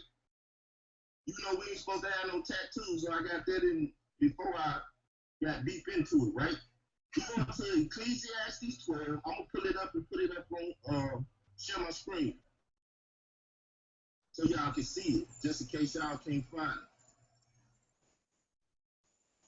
Let me share this screen. What I was going to say real quick is that about his argument with Dr. Maat, would have had a better argument with the Guerrilla Hebrew. She went in there and proved that the Bible wasn't good for anybody, period. So she would have been able to debate him or you. No, but you see, Courtney, when you say she went in there against Israel doctrine. You see, the Guerrilla Hebrew wouldn't have stood by and let her pull that off like that. And the other Hebrews that I know, they wouldn't have stood by and just let her say what she wanted to say. They would have picked apart that. That's what I'm trying to tell you. Israel doctrine don't really know the Bible. I got it. Let's read, right? We got Ecclesiastes 12, verse 13 and 14, right? It said, let us hear the conclusion of the whole matter. Fear God and keep his commandments, for this is the whole duty of man. Now tell me, if you call a white man less than a man, he's not a man. Tell me if you say the Egyptian is not a man. Tell me if the Cushite is not a man. So they didn't say, right? It didn't say this, it said specifically man. Now if the white man is a man, the Mexican man is a man, or all these people are men, then his judgment and his commandment is to fear him. All mankind should do that and keep his commandments. The next part is, for he gonna bring every judgment, every work into judgment, whether it be good or evil. So whichever man is good, he gonna give him a just reward. Whichever man is evil, he gonna give him the just reward for that. Fair judgment. If not, God is a hypocrite, and he's only for Israel, and everybody else can do this and that. And that's the argument that people trying to make, but that's not what the Bible say. He said, any man that's righteous, he gonna treat him right. Any man that's wicked, he's gonna get it. Israel doctrine. Here's the issue when people take a scripture where it's ambiguous and the word man appears there. You have to deal with the audience in which is being addressed by the writer of that. It's always an Israelite audience. Like yesterday, for example, when I was at camp and I was teaching, right? And I was being very ambiguous with my statements on what you need to do. Listen, let me finish my statement like I let you finish yours. Now, I was being very ambiguous in the statements that I was making. And I caught myself, and then I went to make sure I contextualized the statements I was making and saying that if you are an Israelite man, this is what you need to do, and this is the reward you will receive if you do the right thing. You have to understand there is really scriptures all throughout in almost every book of the Bible that contextualize the audience and identify who is being spoken to, and it's always the Israelites. It's not to everybody else. Period. Everybody, nobody else can be the elect of the Lord. That's period. Prove to me anybody can be the elect outside of Israel. Listen, when you was debating that pastor dude on this show, right? The conversation, could anybody get salvation? Now, my message that night was salvation and reconciliation. And you said only Israel can get salvation, right? Now, we're going to be technical. We're going to be technical, right? Abraham was not an Israelite. So that means Abraham, the father of the Israelites, cannot get salvation. See, and this is what happened. That's a no, Abraham was Hebrew. He was an Israelite. Now listen, man, you lying, man. They want to set up this debate. If you want this debate, you can get it. Because they try to time out. Time out, y'all. When I do this, you know. Check it out. Check it out. When you see me do this, when y'all see me do this, y'all got to hold it down because I don't want to scream. My children is sleeping. They getting ready for school tomorrow. So I'm trying to do this so I don't have to scream loud. All right? Now, let me ask you a question, Israel Doctrine. Do you see the white man as the #1 threat to our people today? Is they our #1 enemy? The white man. Huh? They rule the world. It's a white man's world. So do you see them as a threat to you? Are they your #1 enemy? No man is a threat to me. Come on, man. No man is a threat to me. Are you serious, man? No man is a threat. That's why you talk a debate. That's why when you talk a debate, I don't fear no man in no debate. None of that. No man is a threat. How is he a threat? If a man is a threat, you go buy a gun and you make him no longer a threat. All right, Israel. Take them out of the way. You telling me that you don't see the white man as a threat to our people, brother? Now that's a different question. You no. said a threat to me. Right. That's my opinion and that's my point of view. Right, but you said our people, yes, they're a threat to all mankind. So that includes you. That includes you, right? Yes. So that's what I asked you. And you said no the first time. You asked a specific question. Listen. I asked you, do you see the white man as a threat, as an enemy to you? And you said no. You said no. I said all mankind, then yes, I included myself. So then you said, okay, aren't you a part of mankind? I mean, that's cool to ask 3 questions and get 1 answer. You know what I'm saying? Let's do it again. Do you see the white man as a threat to you, brother? Is he your enemy, the white man? You said no? He's not a threat to me. I'm not change my answer. You cannot ask me the question twice and I change it. Then I'll be lying. See, that's what y'all fail to realize. You got to have a stand. You stand on something, you stand on it. Now, if you don't feel like standing on what you say, then that's you. I'm a man. I stand on mine. I say he's not a threat to me. Why? Because when you go directly to me, he's not a threat. When you say mankind as a whole, he's killing us. So you got to understand, you asking 2 questions from 2 different perspectives. Brother, check this out. You said that he is a threat to all mankind, and you were saying now that he's not a threat to you. You're not smart, Courtney. I just told you when you break it down into 2 questions, you said, is he a threat to you? Do you feel he a threat to you? I said, no. Do you feel he a threat to mankind? Yes. Then you said, aren't you a part of mankind? I have to say yes. But do I feel he a threat to me? No. So, I mean, that's a small way to ask 3 questions to get 1 answer and to get understanding and clarity. If you want clarity, I give you clarity. If you can't comprehend and understand it, you gotta shape and mold the questions 3 or 4 times to get a complete understanding, then that's because you have a lack of understanding. Now, here's my thing, Israel Doctrine, right, about people who don't see the so-called white, people who believe in the Bible and don't see the so-called white man as Esau, right? Now, the scriptures also say, let no mercy be shown to him that show no mercy. Now, as you just admitted, the white race is going around the world and destroying it, showing no mercy on any indigenous peoples or lands. Therefore, no mercy should be shown to the white man, correct? But who's to give him the punishment? You or the Lord? The Most You High. But Jeremiah 51, what does it say? Ye are my weapons of war and my battle axe, Israel. So Israel is his people, is who the Lord is going to use to take Go out there in San Diego streets right now and slay you a white man because you his battle axe. And you want to slay from your point of view, you need to go take a life. Number one, until the army is built up mentally, that's not going to be. That's not going to happen. That's not going to happen. That's not going to happen. You should go out there. Israel, relax. Revolutionists know people have to be mentally prepared for a revolution before they can physically partake in the revolution. That period. Now, see, hold on, Israel. I'm mentally prepared, but are there a bunch of dudes around me that's mentally prepared? Not necessarily. So I'm not going to be stupid. Listen, I'm the guerrilla Hebrew. I'm the guerrilla Hebrew, meaning I specialize in guerrilla warfare. I deal in tactics of war. I'm not just going to be a one-man army and try to take out all the white people in my metropolitan area. That's ridiculous. That's not logical. That's not smart warfare. All right. Now check this out. See, this is what I meant by that.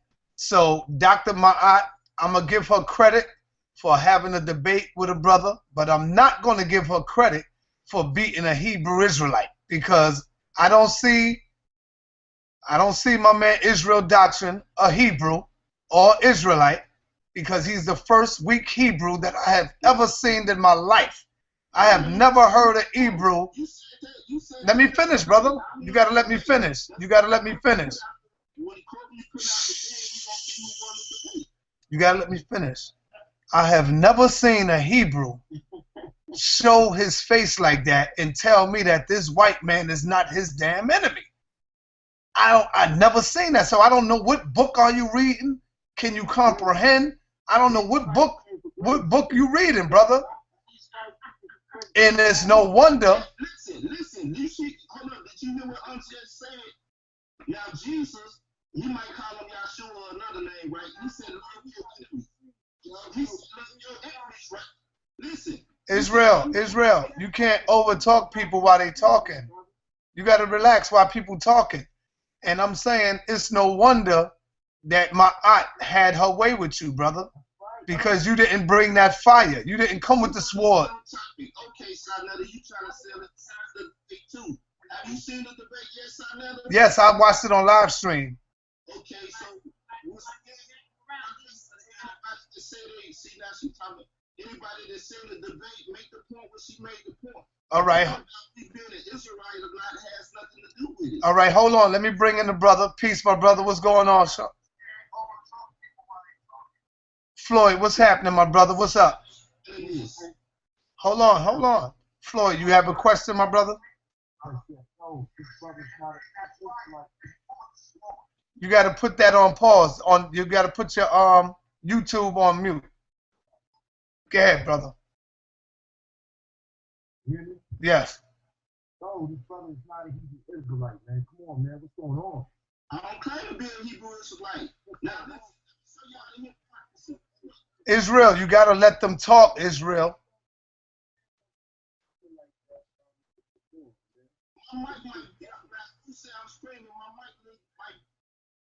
All right, I had to cut him off right quick until he get his shit together. Go ahead, Floyd. Let me hear what you got to say, brother. was listening to this whole conversation, man. It's obvious for the brothers that I give this sister, you know, congratulations on a victory, but she can't really claim a victory until she get in the ring with a real Israelite, straight up. That's all I'm saying. I want to build with my brother Guerrilla Hebrew. I want to build with my brother Guerrilla Hebrew. And I love the sister, Dr. Maat, and you know what? I talked to her. I ain't seen the debate yet, and I'm very anxious to see it, but from what I understand, she got the victory from what I'm hearing from very credible sources. Shout out to my brother Ankh. But you know what I'm saying? And I want to see, I want to see what she did. You know what I'm saying? And I can't take nothing from the sister. I know from the credible sources she came hard. You know what I'm saying? And like I said, I'm interested to see, what happened. On any given day, just like the movie Any Given Sunday. On any given Sunday, no matter what, you go head up, man. Somebody can come out with the win. You know what I'm saying? So you can't take that from the sister. Especially with that momentum. That was going on, you know what I'm saying? That's a good thing, But like I said, I'm anxious to see it. But we'll see what happens with the upcoming debates. Anything could be in the works. So that's it. It's all just to set the stage for something bigger and better. You know what I mean? All right, let me bring in the other brother. Peace, my brother. What's happening? Campbell. What's up, my man? All right, let me. Can I say something real quick, brother? Yeah, let me get him out of there. He ain't got nothing to say. Say something real quick, son. Go ahead. This is why it's 2014, and we're not dealing with the three monotheistic religions, because as the brother Shah Floyd said, Israel doctrine is not a Hebrew. Right. The Israel doctrine will turn around and say the same thing. There is no set way to be a Hebrew Israelite. There is no set plan to that. That's why it's called tomfoolery and just straight confusion, because you can continue to make up different types of this and different types of that, because it's based off of your interpretation of what they quote unquote call the Holy Scriptures, bro. That's bananas. You can't say what he is and what he's not. That's why you got the Mormons, the Christians, Latter-day Saints, the Jehovah's Witnesses, and you just keep going and going and going and going and going and going, because they all try to fit a round, a peg, in a square hole. It ain't gonna work. It's just too many different divisions. Like who is to say who is right? That's the point I'm trying to make, and that's what makes the whole thing confusing to the African mind. Peace, my brother. Peace, my brother. What's up, man? Brother, man. Let me say something real quick, man. How I look at it. When you ask the question for us, is the white man my enemy? To be honest, I have to look at self first, because that's what the Bible teaches me. My first enemy is myself. I'm an enemy of myself before the white man is, in other words. So when you ask the white man my enemy, now myself and our nature is the enemy before anything. Because when we look at it, when we look at what's going on right now, what's dealing with us right now in the black community, we're not killing the white. We're not killing the white man. Ain't really killing us. We're killing ourselves, and we have to look at that and say we can't blame the white man for that and play the self-blame game. We have to look at self. So when we look at that and we're blaming the self, that's just blaming the white man. This is showing a weakness within us. So I mean, when you ask is the white man my enemy, no, myself. Ourself is the enemy, and then once we get past ourselves, then we can overcome what's going on in our communities and what's going on outside our communities. But I mean, for real, I see where you're going at with that. We blame everything on everybody else, but why don't we actually look at self? Why don't we look at that? I hear that. You want to touch on that? You want to touch on that, brother? That's not what the brother said, though. The brother was like, he said that the white man is an enemy to all mankind. He said that the white man was an enemy to his people. But then when we asked him to direct the question to himself, he said no. But the thing about it is, he said it on a level to where I don't fear nobody as a threat. No man is a threat. That's exactly what he said. So it was on that level. I see the level that you're coming on. You're coming on like we out here killing each other in the streets today, that you can say that we're just as much as the enemy as the so-called white man is. And I agree with you on that, because we are out here doing things, consciously killing each other. And we got to be responsible for that. And we got to be responsible for that. Let me say this right quick. I just want to say this real quick thing. Like earlier, in the earlier Sarnetta video, I know some people thought Cassius D was going in on me, and they applauded some of that. But I tell you, I've been getting a shitload of emails telling me that I did the right thing on that. How can a brother bang on debate and then turn right around and promote gang violence? And like, you know, people was like, yo, you know, it's good that you didn't feed into that, and you were right. The younger population is liking the debates, and the older population likes the lectures. Okay, check this out, right? What I asked him was, do you see the white man as an enemy? I didn't ask you, are you the enemy of yourself? How come whenever we say things like that, we always got to turn it around and say, well, you know, he's more of an enemy to me. That black man is an enemy. We the enemies to ourselves. You know, no, man. Listen, you kill where you live at. All right? You kill where you live. We're not the only ones killing ourselves. If you go into a Chinese neighborhood, there's Chinese killing Chinese. You see? If you go into a French neighborhood in France, there's Frenchmen killing Frenchmen. All right? If you go in, brother, I'm speaking. If you go up in to the Mexicans in their neighborhood, there's Mexicans killing Mexicans. All right? If you look at the Africans, there's Africans killing Africans. You kill where you live at. So it ain't like we the only ones killing each other. That don't make the excuse to say because we killing each other, we enemies to ourselves. No, the white man is the #1 threat to our survival. And when y'all stop being afraid to say that, maybe you won't look at yourself as the damn enemy. You'll look outward, outside of yourself, and see the real enemy, the one that's bringing the guns into your neighborhood, the one that's bringing in the drugs to your neighborhood to keep your ass docile, to keep you wanting to fight and turn on your brother. So that's the enemy, brother.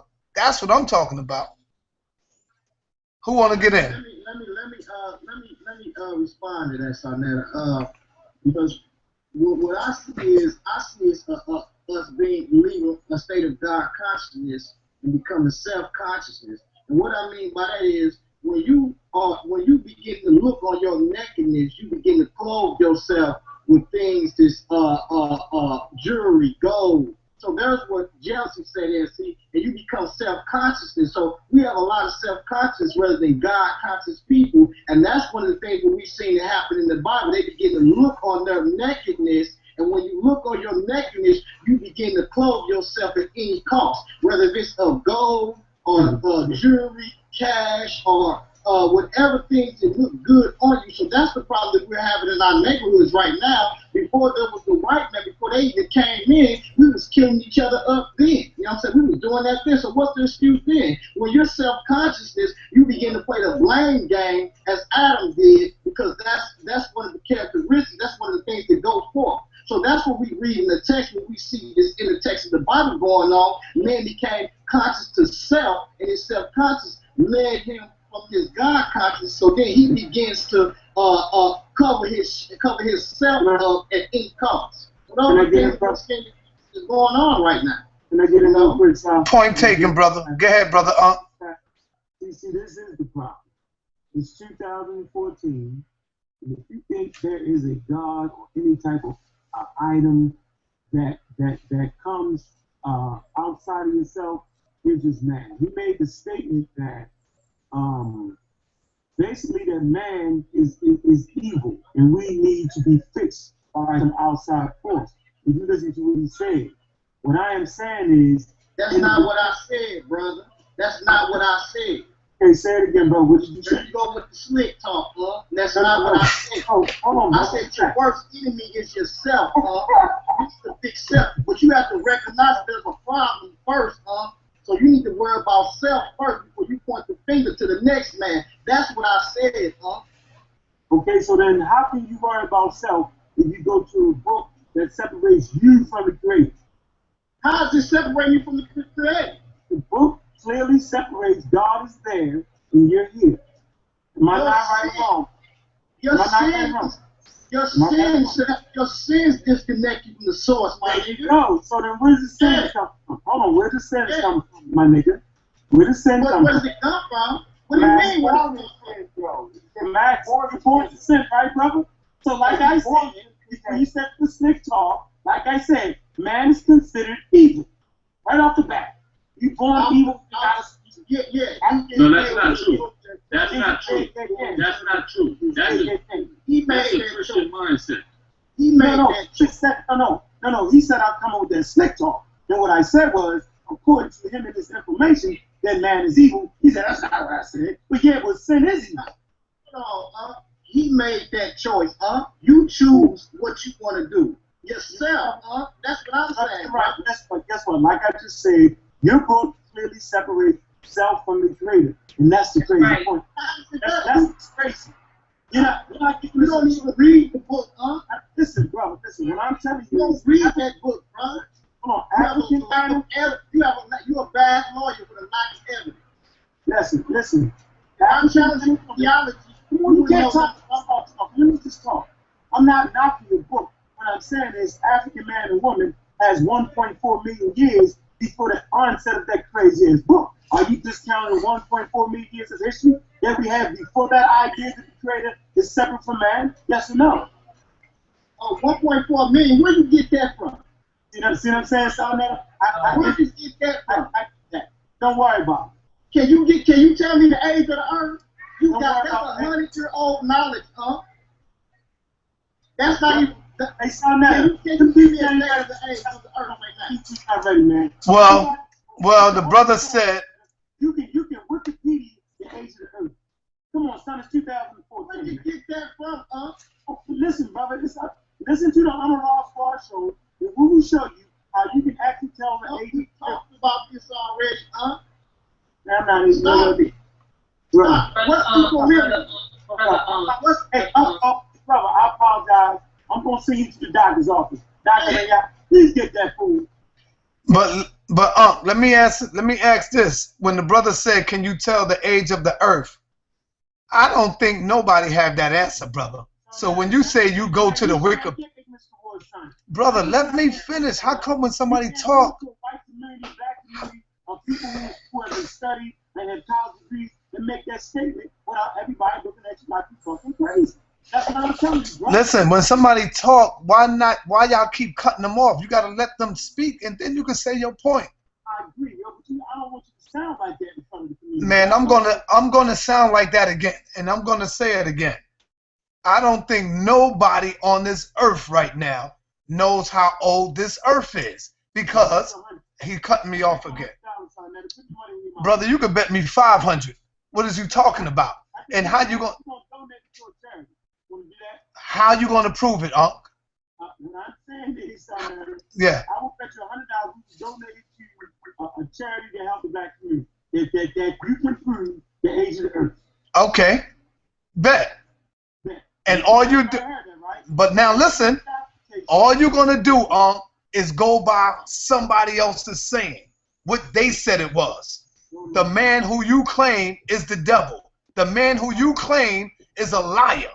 The man who you claim cannot be trusted. You're gonna go and get references from him, and he's gonna tell you how old is the earth. Now, does that make sense, It would make sense if you look at science as being a white thing. Science is not a white thing. Science, universities is a black thing, brother. So if we agree that Africa gave the world science and mathematics and universities, we don't. Which one is this on there? Please tell me which one is it. Did we not get the world reading right? That's a black thing. They faked you out. Really, white people practice Africa. Listen, that's not what we're talking about. We're not talking about did we give the world. Hold up. We're not talking about did the world give us reading and writing. That's not what we're talking about. We're talking about how old is the earth, and you can't prove that without going to somebody else telling you how old is the earth. Brother, come on, man. It's 2014. I swear to goodness, we talking on time. You be afraid to act like you can't do that. If you'd have said this 10 years ago, you'd have said the same shit to me. I ain't nowhere where you gonna tell me. People could be looking on cameras and talking at the same time. Come on, son, stop it, dog. Come on, dude. It's just hold on. Let me interject on that. First of all, let me show you out of common sense. The common sense part. Go ahead. Now these brothers say they know how the age of the earth, right? Man don't even have the capability to even understand his DNA structure or the source of the one who read his DNA structure himself. So you mean tell me he knows what's going on out there, but he still don't know what's going on in here. He can't even shake the damn common code. So this brother telling me they know the age of the earth, but he doesn't have his own manual to his own damn body. Come on, bro. You sound foolish saying that, You got that, that's 100-year-old knowledge that you got. It's not even the ancients think like what you thought. You can't even measure the heavens out there. LeBron James. Okay, LeBron James. Let me say this to you, LeBron James. So you're sitting here trying to convince us, right, that if you can actually document 7,000 years ago through a book, is that what you're really saying? But we can't tell the age of the earth. The Bible don't teach 7,000 years ago. How old is the earth, brother, to you? The Bible says the Bible restored or restoration took place in Genesis chapter 1 and 2, brother. That's why he told Adam to replenish. Okay, so what you saying? It was people here before that, correct? Yeah. But it wasn't years like you saying it was. Okay, now how long ago was that, brother? I can't put an age on it. So you can't put an age on it. So how long is it from Adam to now, brother? 6,000 years at that, yeah. Okay, but that's restoration. 6,000 years coming from a white person. You won't go for get out of here, man. You're free. I said, see, if you know the Bible, then you know what I'm talking about. He said he told Adam to replenish. He told Noah to replenish. Come on, brother, let's get this. You're doing the red herring thing. What I'm saying is, you have family and trees on this earth that is older than 6,000 years, yo. That's all about the culture. Now, first off, the oldest tree pursuant to dendrochronological dating is only a little over 5,000 years old. And if I'm wrong, I need you to post the documentation right now. Say it again. The oldest tree on the earth pursuant to dendrochronological dating is only over 5,000 years old. Forgot about the ferns, brother. Sure, I need you to post the documentation. I forgot about the ferns, brother. That's easy work. Is dendrochronology though? Is dendrochronologically dated? Please explain. I'm gonna show you how. Remember I told you We're not listening to you. We're not listening to you, LeBron James. Because you said it was 6,000 years, but yet you won't tell us how you come up with that. But yet you asked me to explain to you how I come up with 14 billion years old. You know what I mean? That's the age of the universe. I never said it, bro. I said the earth was restored. Yo, look in the camera. Why you keep going that way? Look straight. Yeah, there you go, Look in the camera. All right, hold on. I want to bring somebody else in. We want to say, huh? A quick question. We done talking about the debate. I see you brothers are getting ready to build on another topic. So I just wanted to excuse myself and tell my brothers Hotep, I love you all. I'm still going to listen in, but I'm getting off the Skype call, okay? Peace, Queen, and we're going to bring you to the big stage. Okay. You did good. All right, I want to bring in brother, the E-Man Bashir. What's happening, brother? Peace. I'm Ankh. Peace to the panel. What's up with everybody in the building, brother Stein. Peace. Let me ask you, brother E-Man Bashir, how old you think the universe is according to your Quran? Oh, the universe! Wow. I mean, according to science, well, the Quran don't give a date, as the Bible, gives some dating of Adam in that creation. So the Quran doesn't do that in its chronology. But however, we do know that we must use modern science to help us gauge things. But it's not the be-all, end-all either. So to put all of your faith and all of your marbles inside, science is a great mistake. Thank you, brother. Thank you, brother. Hey, yo, I gotta go, man. We just got in from out of town. I gotta go play host. If y'all still on in a minute, I'll get back on. But peace to everybody. I'll see y'all in a minute. Peace, brother Guerrilla. Brother, I owe you documentation. I got you, brother. Hey, I'll call you. All right. Thanks so long. All right, but let me say this, Adetta. But the thing is, see, this is why Uncle gets smashed in the debate, and we're going to show he really don't know as much as he's portraying to the people. Because he always throws out that we got 1.5 million years of history. Now, you don't have that damn history. You don't know what those people was doing no 1.5 million years ago. That's a joke. The only thing you can do is maybe show a bowl that dates back, 20,000 something years, or maybe there was a stick that they used for something. But there's no way. See, and this is what real black atheism do.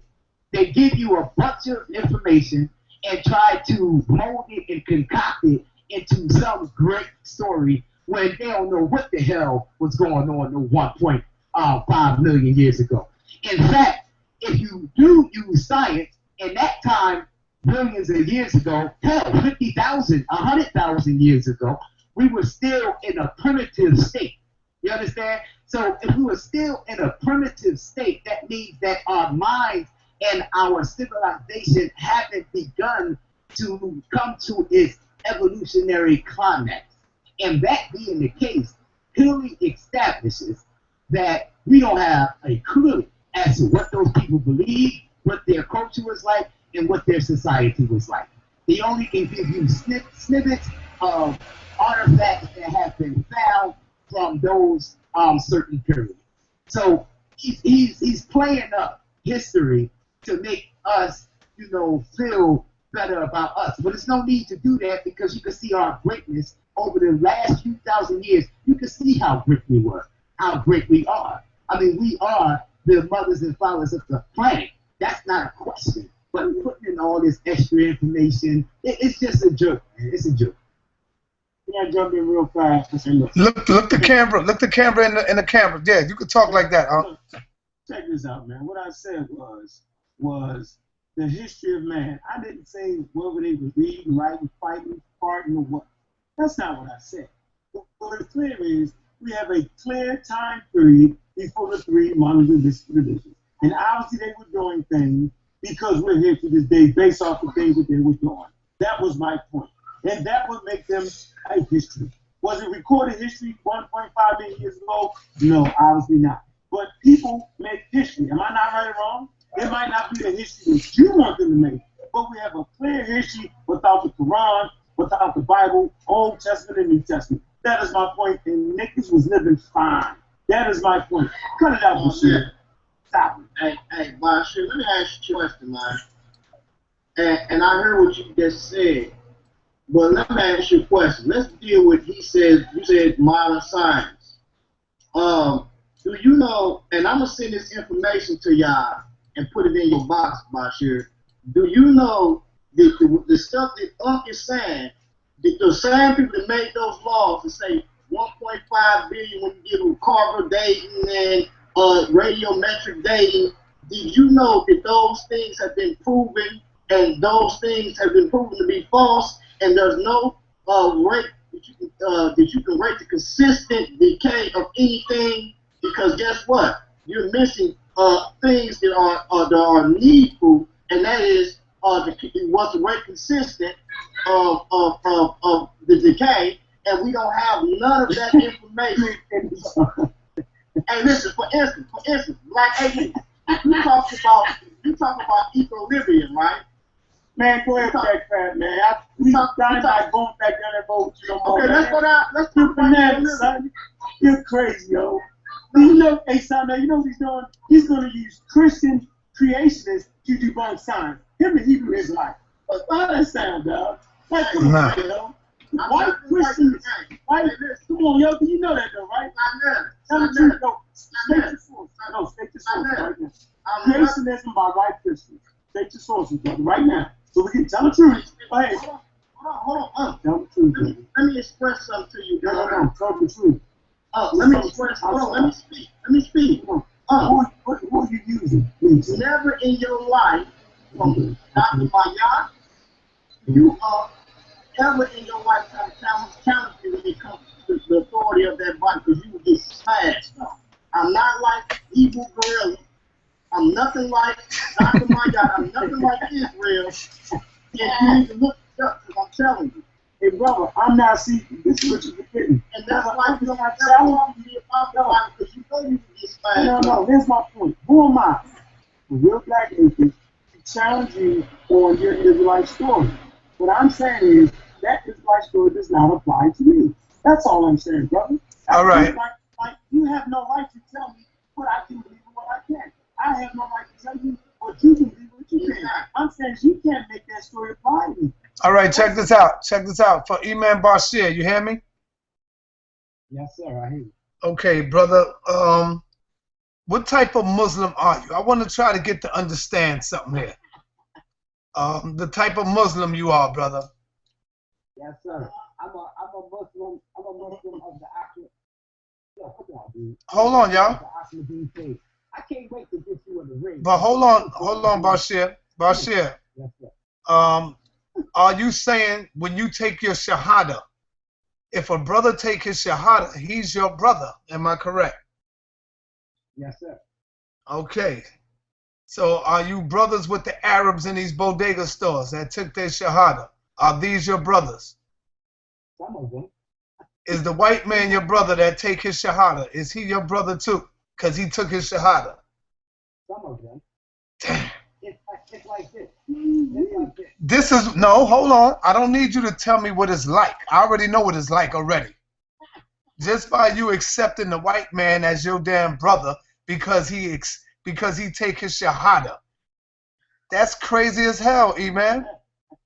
See, that's what I mean by religion, man. Religion. Hey, wait. Hold on, let Imam Bashir clean that up.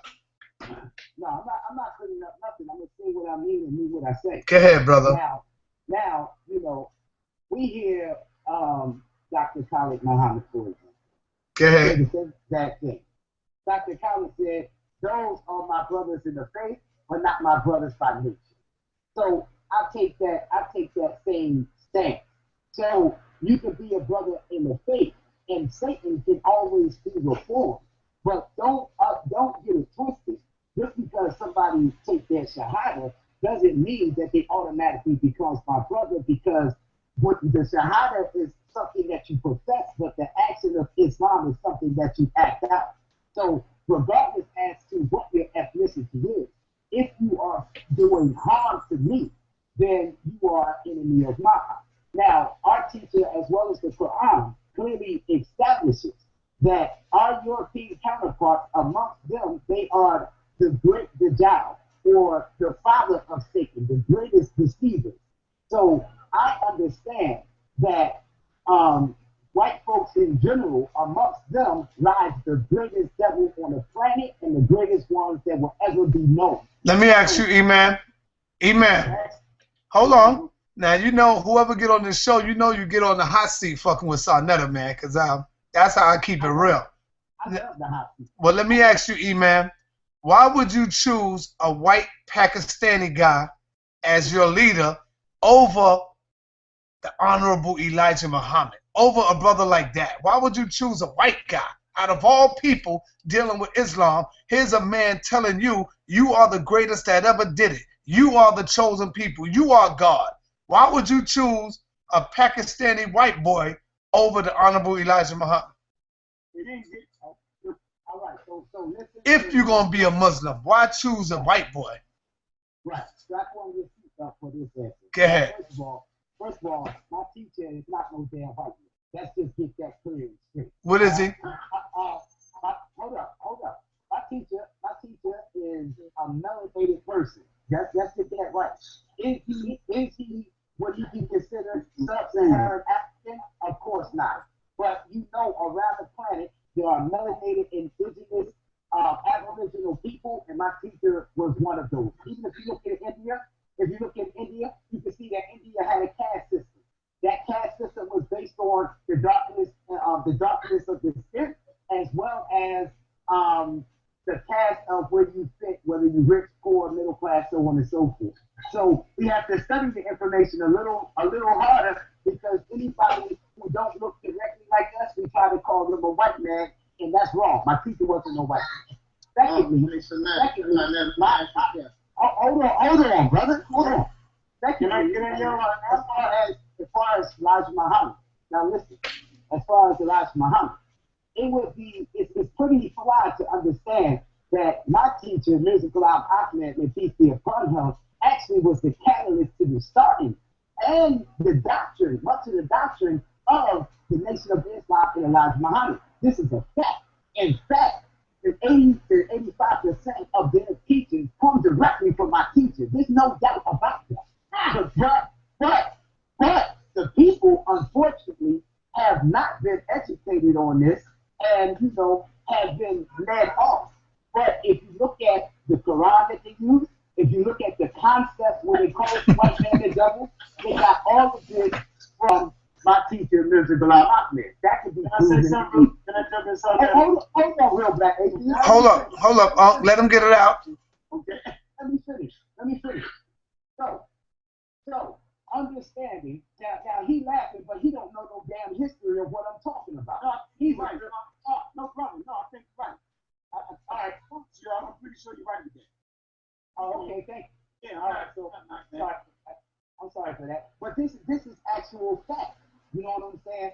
So when you look at the Quran, they hold dear to them. Muhammad Maulana Ali. This is a brother that was from the Ahmadiyya Muslim community that they used that very Quran since the time of Elijah Muhammad, and he used the Ahmadiyya Muslim community literature to support his Islamic theology. And I'm telling you, unfortunately, I don't want to, spend so much time on this, but this is actual fact. This is actual fact that my teacher, Mirza Ghulam Ahmed, and his missionaries that came over here in the 1920s were influential in the movement, in the Black Power movement, and also they had involvement in the UNIA as well. Mufti Muhammad Sadiq also aided Marcus Messiah Garvey in his teachings. I'm not saying that he taught them, but they were with the UNIA. And they hey, Imam Bashir. Imam, hold up. Can you tell me how to spell his name? Because I want to get it up and I can show the picture of him to the people. How do you spell your teacher name? Yes, sir. You can go to it's Mirza, Mirza Ghulam Ahmed. Now, what? Hold up, man. Hold up. Mirza. What else? Ghulam, Ghulam.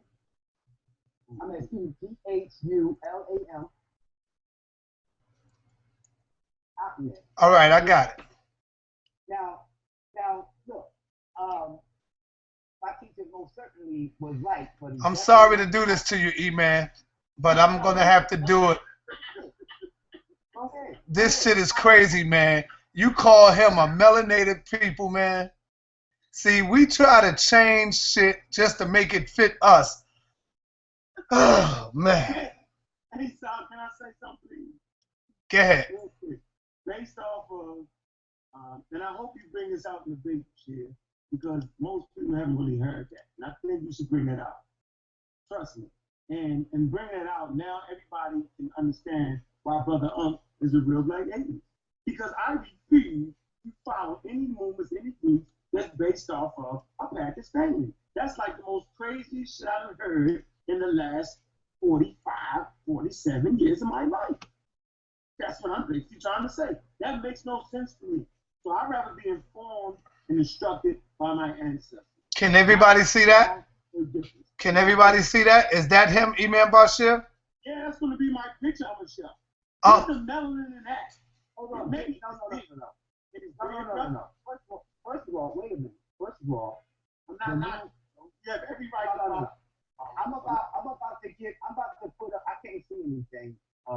Okay, yeah, there it is right there. There it is right there. Okay, so this is the first thing. Imam, hold up. Is that him, Imam Bashir? Yes, that's him. Now look, this is what I'm saying. If you just because a person is white, don't think they're white. That's one that you have to understand. What I'm about to do is I'm about to put up a picture for you of him and his companion. I'm gonna put up a picture of him and his companion because that picture there is, as you can tell from that picture, it's not an actual photo of them hanging around and sitting around. That is listen.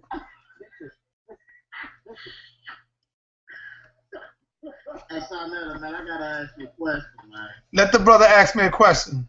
Let me ask you a question. Okay, I need to ask you, where did the white man come from? Well, I leave that up to Ankh and them, man. I'm not the You got the info. Yeah.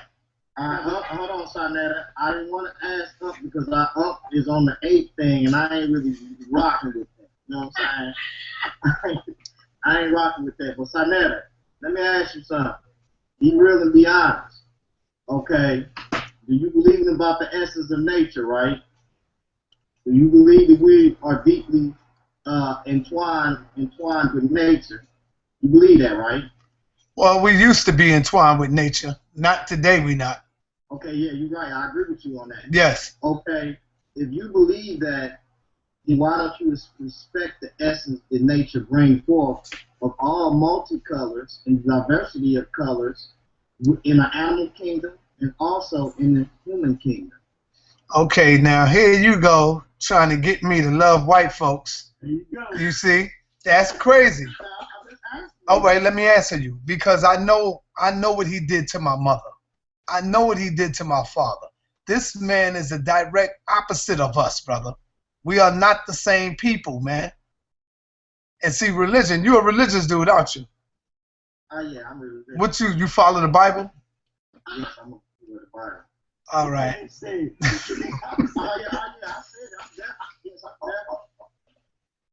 Adam and Eve, then they died. There's one thing that could bring us back together again in unity. There's only one thing that I could see. And you know what that is?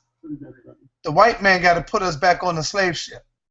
And when he put us back on the slave ship, we'll understand who our fucking enemies are and who our friends are. That's when we were most united. We loved each other at that time because we needed each other. Now that the white man got us here and he scattered us about, you know, he give us certain things and we think we are totally different people from one another. You know, he gave us the Bible, he gave us the Quran. All of these religions come from man, my brother. I'm sorry to break that down to you. And I'm telling you, I'm about to come out of retirement real soon because I see a lot of this foolishness going on. And I don't think Ankh, Seti, nobody would be able to shut it down the way I could. Trust me. The way I bring this fire, when I bring this fire, hold up. When I bring this fire and this pain, I guarantee you I'm going to go all in. If I come out of retirement, so man, please, man, don't make me do it, brother. Hey, hold on. Don't make me do it. Wait, I like to put something up real quick, right? You know me. This is called The General History of Africa. Book 6, Africa under Colonial Domination, 1880 to 1935. Okay? Like to always document that. Right? Yeah. And Brother Sarnetta, they don't want that fire you bring because your fire lit everybody's fire. Showing those pictures of slavery. And this is why I practice the understanding of real black atheism, because it puts you back in touch with the pain of your ancestors on the slave ship. It's still there. You just have to admit that you're African and you were kidnapped. You have to admit that. You can't be a cowboy in the Indian. You can't be a Hebrew. You can't be a Muslim. You have to recognize what side of the fence you were on. Now, when you play the Muslim card, you're actually saying that I participated, right, in the enslavement of African people from the slave trade. I was there with those people, and I enslaved African people. When you say you're a Christian, you're saying you sided with the God that enslaved African people. So what this does for us, it relieves the pain, Sarnetta, and it does not allow us to tell the truth. But when you say I am African, you're now putting yourself in touch with that pain, and you feel that pain. Like, you know that, because when you show those slave pictures, It hurt me. It hurt me so much so that I decided to really fight for what I fight for right now. When you look at the picture of his teacher, what do you see? You see the image of the slave master. So in that debate, bro, I'm going to put up beautiful black people, John Henry Clark, Dr. Bennett, and I'm going to say, these are my teachers.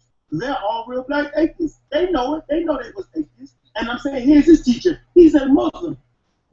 You're done. Son, let me say this. Let me say this, Sonetta. Two things. One, if you go to my Facebook page, Sonetta, pull the picture that's up there. I just posted it. Now, this is a picture of my teacher along with his companion.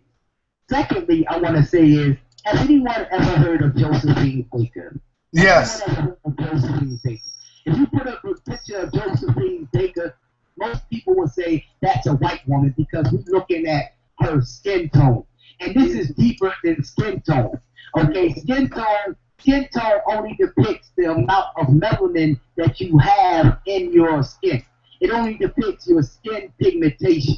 So some of the skin pigmentation is much lighter to show melanated people. So when you look at this picture, so that picture that you showed was not actually it was a still photo, but it was a photo in black and white that was used to, to use for the web or whatever. But this picture is an actual picture from a camera straight up that was, they took the picture, they produced the photo, and that's the more accurate picture, and you can see his companions as well. So put that picture up. Hold up. Yeah, it's on my page. So it's on my page, so you can check that out. You know what I'm saying? And this is his family and his companion. This is his family and his companion. What's your page, bro? Oh, Bashir Ha. You know my page, Bashir Ha. Bashir Abdul Ha. Bashir. Bashir. Bashir Ha. What do you say? Hey, Bashir. Bashir Abdul Ha. Bashir. Yes, sir. That's a little picture. You can't really blow it up. I tried to blow it up just now, and it's not letting me make it bigger. So, do y'all see that? No, he gotta send that to me. Let me see.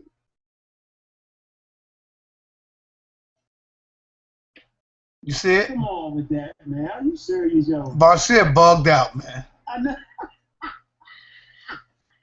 Bashir is bugged out. Look. At the end of the day, it really doesn't matter. What I am going to show that no one is going to be able to destroy is that, so he can throw the sides. He can throw the sides and say that my teacher is a Caucasian all if you want, as in oh yeah, that picture is not showing up. But anyway, what happened before the white man came in though? Like, we got a date on that before they came in. What was going on with the ancients before the white man came in? Hold on, when you go to that, this is my statement. But what I'm saying is that one, I'm definitely going to show that what he's calling real black atheism is garbage, and I'm going to show that Islam in itself is the maintainer of what we understand as African traditions, in particular those that is meiotic, those that are chemic. I'm going to be able to show that clearly, and I'm going to be able to show that real black atheism, that is the true extension to white supremacy, disguised under a black cloak. You understand? I agree with that. See, Bashir. Yes, sir. You see all them books Trump got behind him? All them books he got behind him that he be reading has made him a schizo. He has all they mind in those different varieties that they have, and they might rather the foolishness in the bag. That brother got all that schizophrenic in him. He got all the personalities in him. 1 minute, his sources is outdated. Furthermore, 1 minute he just started believing in the 8 stuff. Now he sacrificed the best behind closed doors. We would have never known that to Israel. Doctrine brought that out. You know what I'm saying? So this brother don't know what he is for real, because we say that we sacrifice to an ancestor, or we believe in an ancestor. We wrong because we do it. where he got a little monkey on the ground, a chimpanzee, and he's sacrificing to that. That's crazy. And they're talking about it's for medical purposes. That's foolish. Where does that come from? Hey, Bashir, what is the response from you and Brother Larry when I threw the video up? What's that response like? Oh yeah, man. You know, you have obviously the responses that, you know, bang on me, and the reason why that is because, you know, I'm of the Quran, and, you know, I need to get rid of the religious thing. But if you really look at the consensus, especially with people that are scholarly, it doesn't matter. Like Brother Reggie, for example, who is a heavy scholar, you know, knows what he's talking about. He said that I crushed Larry. You know, so it's a lot of people that understands that Larry got crushed because, one, he always talk off the top of his dome. Two, you know, he does bring some truth with information, but everybody does. But he wasn't as sad as I was because I showed and proved exactly what I was saying. So you know what I'm saying? So it was no way that he could combat the sick historian scholars that is well respected in our community. There's no way he could have rejected all of what they were saying and then, you know, somehow come up with a victory for his agenda. You know, so that was lightweight, actually. That was a little discussion. What I'm going to do to all is make everybody know that when I come and teach, I'm more sublime and divine than people think. And I'm going to be the example of this because I'm going to murder and assassinate real black atheists. You know what I'm saying? So it's about to go down, man. It's about to go down, and the light of Islam is going to be shown from the true perspective that the people should be seeing, and I'm going to make the connection, you know, to show the people that Islam and that Quran is actually something that can liberate our people, has liberated our people, and it has maintained the customs and traditions of our people, whether they understand it or not. You know, but the funny thing is this, right?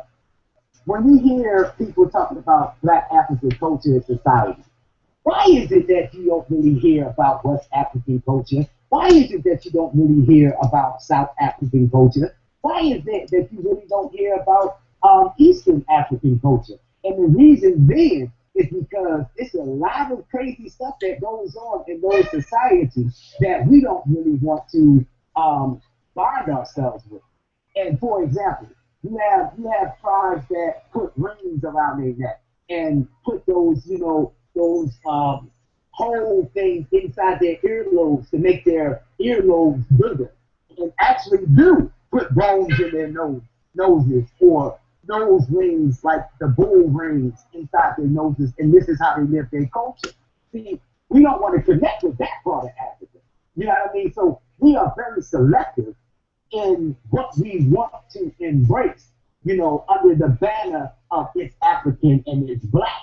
So, you know, this is a lot of things that have to be exposed that will come out. Because when we see what a lot of the tribes do, like there's tribes, and I'm gonna say a lot of the hard hits for the debate, but there's tribes that actually they have a tradition to pierce the neck of a cow and drink the blood. This is African tribes. You know what I'm saying?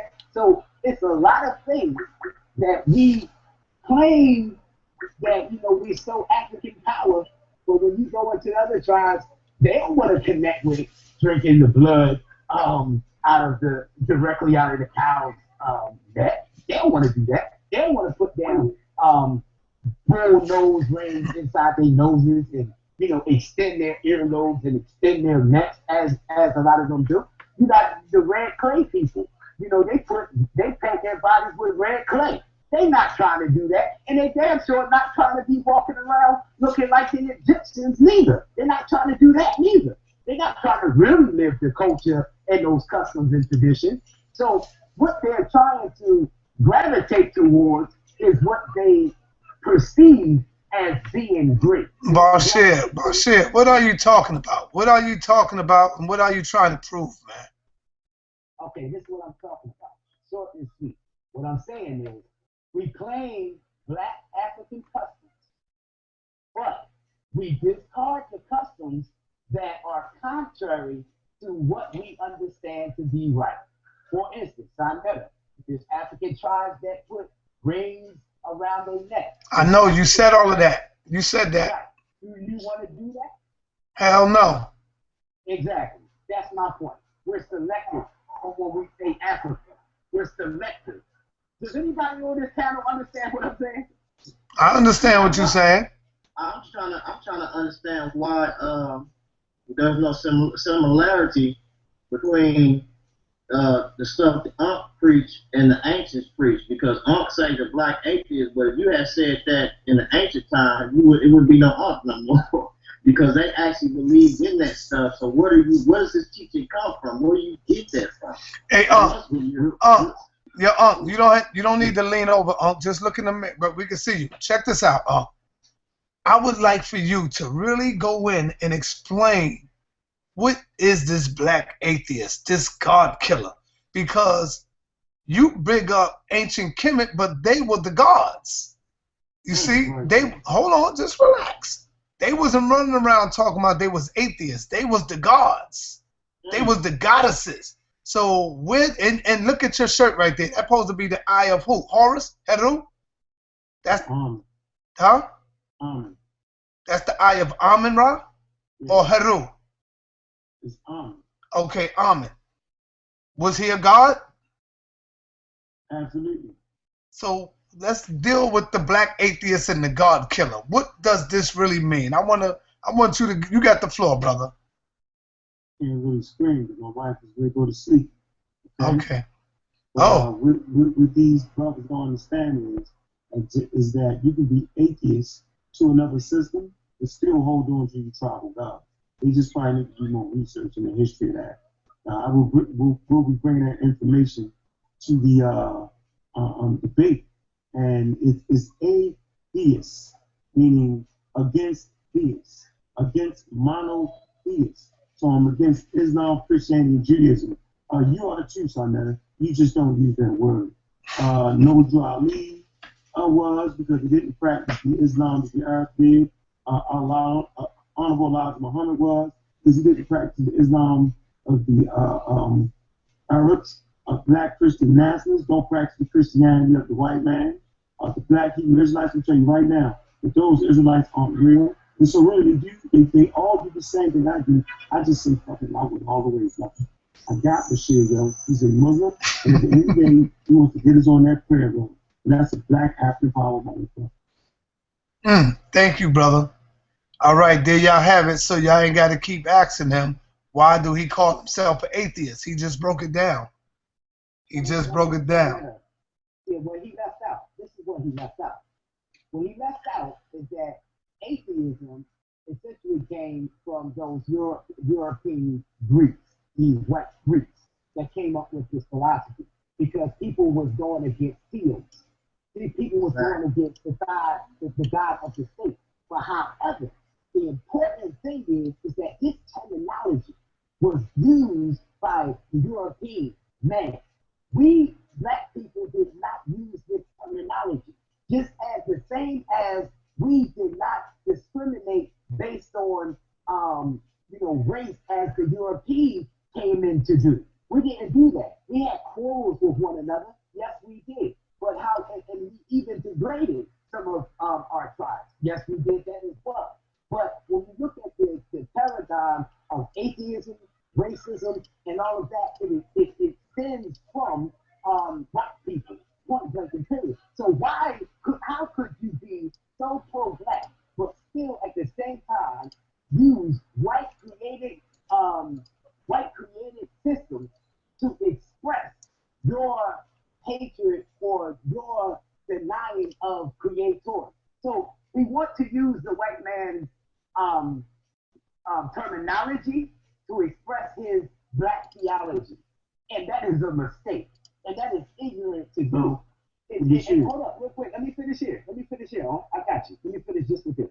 So what I'm going to show is that it extends, this philosophy extends to Greeks, and therefore it's going to show that our people never said that you were not a believer in a God or our God, so they named them something else.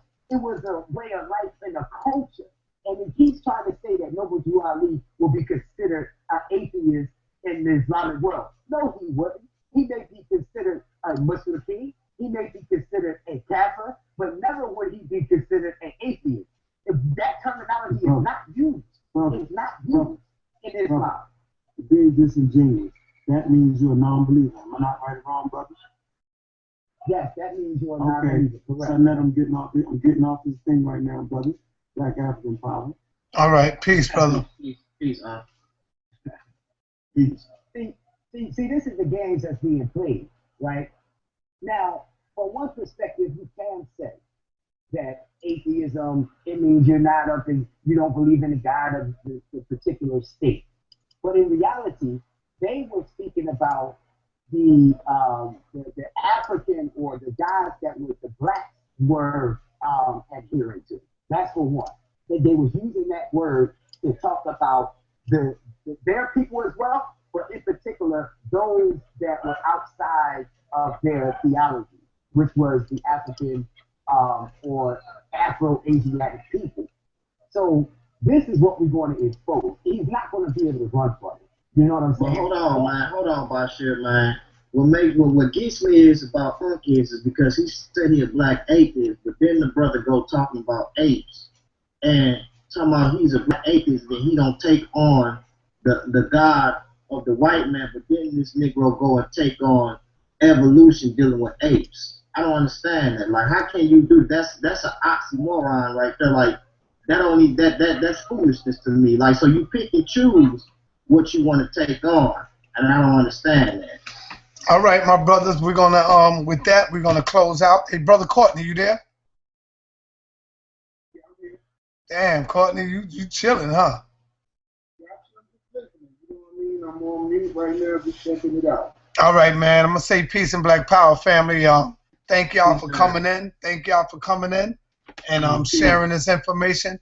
E-Man Bashir, you know I love you. I'm gonna just make you stronger, you know, because let me tell you, the Quran and the Bible, these are all religions of your slave master, of your enemy. I know a lot of you don't like to hear that, but when I hear you talking about God and Abraham and Moses, I know you're still not ready, brother. One question to you, brother. Go ahead. Well, I might have two real quick. Now, did you tell Khalid Muhammad that his Quran was of the white man?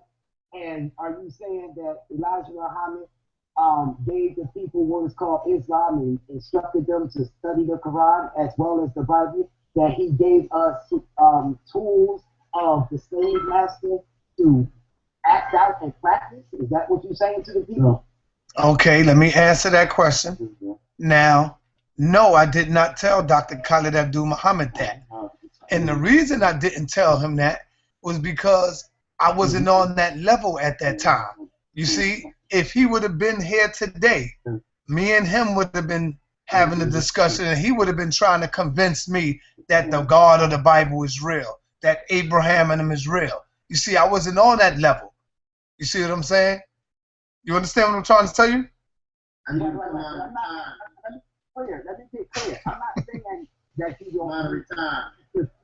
Oh, hold on. I'm not saying that you would say that you don't think the God of the Bible or the Quran is authentic and the prophets exist. I'm asking, would you have challenged and said, you bringing this Quran and this Islam, and that is slavery, that you're teaching us and showing us and ordering us to go study and to live? Would you have said that about him and Elijah Muhammad? Yes, I would have. Okay. Yes, I would have. So your stance, let's get this clear. So your stance is that Elijah Muhammad taught the people slave religion by using that Quran and using the Bible. No, that's not what I'm saying. Don't put words in my mouth. If I was to follow any religion, it would have been the Honorable Elijah Muhammad, brother. That's what it would have been. It would have been the Honorable Elijah Muhammad. Not no Arabs, not no pale Arabs, because the Honorable Elijah Muhammad was teaching us that we are the greatest on the planet, that we are the gods. You see? No, this is what I'm asking you, brother. You said the Quran. You said the Quran is a slave master's tool. That's what you said, right? And I still agree with it. Okay. So, Elijah Muhammad used the Quran. He used the Quran and instructed people to read and study this Quran. Say Salaam Alaikum, Alhamdulillah, go on the pilgrimage. He instructed them to do that. Are you saying that Quran that he instructed us to read, which came from my teacher, by the way, that was a slave tool that he gave the people? No, I'm not going to say a slave tool that he gave the people, but I will say that the Quran was a slave book, just like the Bible. You see, but the tool, hold on, listen, but the teachings was pure. The teachings didn't come out of that Quran. He was using the book because a lot of us was in it, the Bible and stuff like that. He took the Bible and made it black. He took the Quran and made it black. He told us that the white man is the devil. So that's showing you he's not using the Quran. He's telling us, come on, brother, what are you talking about, man? Man, you need to come out of retirement so I can figure out what you're talking about. Listen, I don't need to come out of retirement because I got strong brothers like Polite. You see, these are my young soldiers. These are my young G's. I got brothers like Polite. I got Dr. Ali Muhammad. You know, I got my team ready for anybody, but not just it. No. You know what? Huh? Brothers don't know the Bible. They making claims against the Bible and ain't read it though. That's not true. Doing that. That's not true. I'm saying that all day long. They can't do that. Even I see it, man. They have false accusations against the Bible. They have a lack of evidence. So how can you make a claim when you ain't read it all? If I gave you a test on theology and put you in school, they will fail because they're not telling the biblical or historical stories like they're supposed to. So listen, make a claim on something. What I'm going to say, and we're going to end it off, okay. Don't let me come out of retirement, man. Don't let me come out of retirement, man. Don't do it to me, man. And I got Brother Reggie. I can't forget my brother. That's another member of the House of Conscience family. Brother Reggie is getting ready to get busy. Or I think he's going to break down the Islam. He's going to go in on Islam and show y'all how it's done. Brother Reggie. I want to say peace and black power to my people out there. Peace, brother. Peace. Welcome. Go ahead and talk about that, y'all. I'm Illuminati.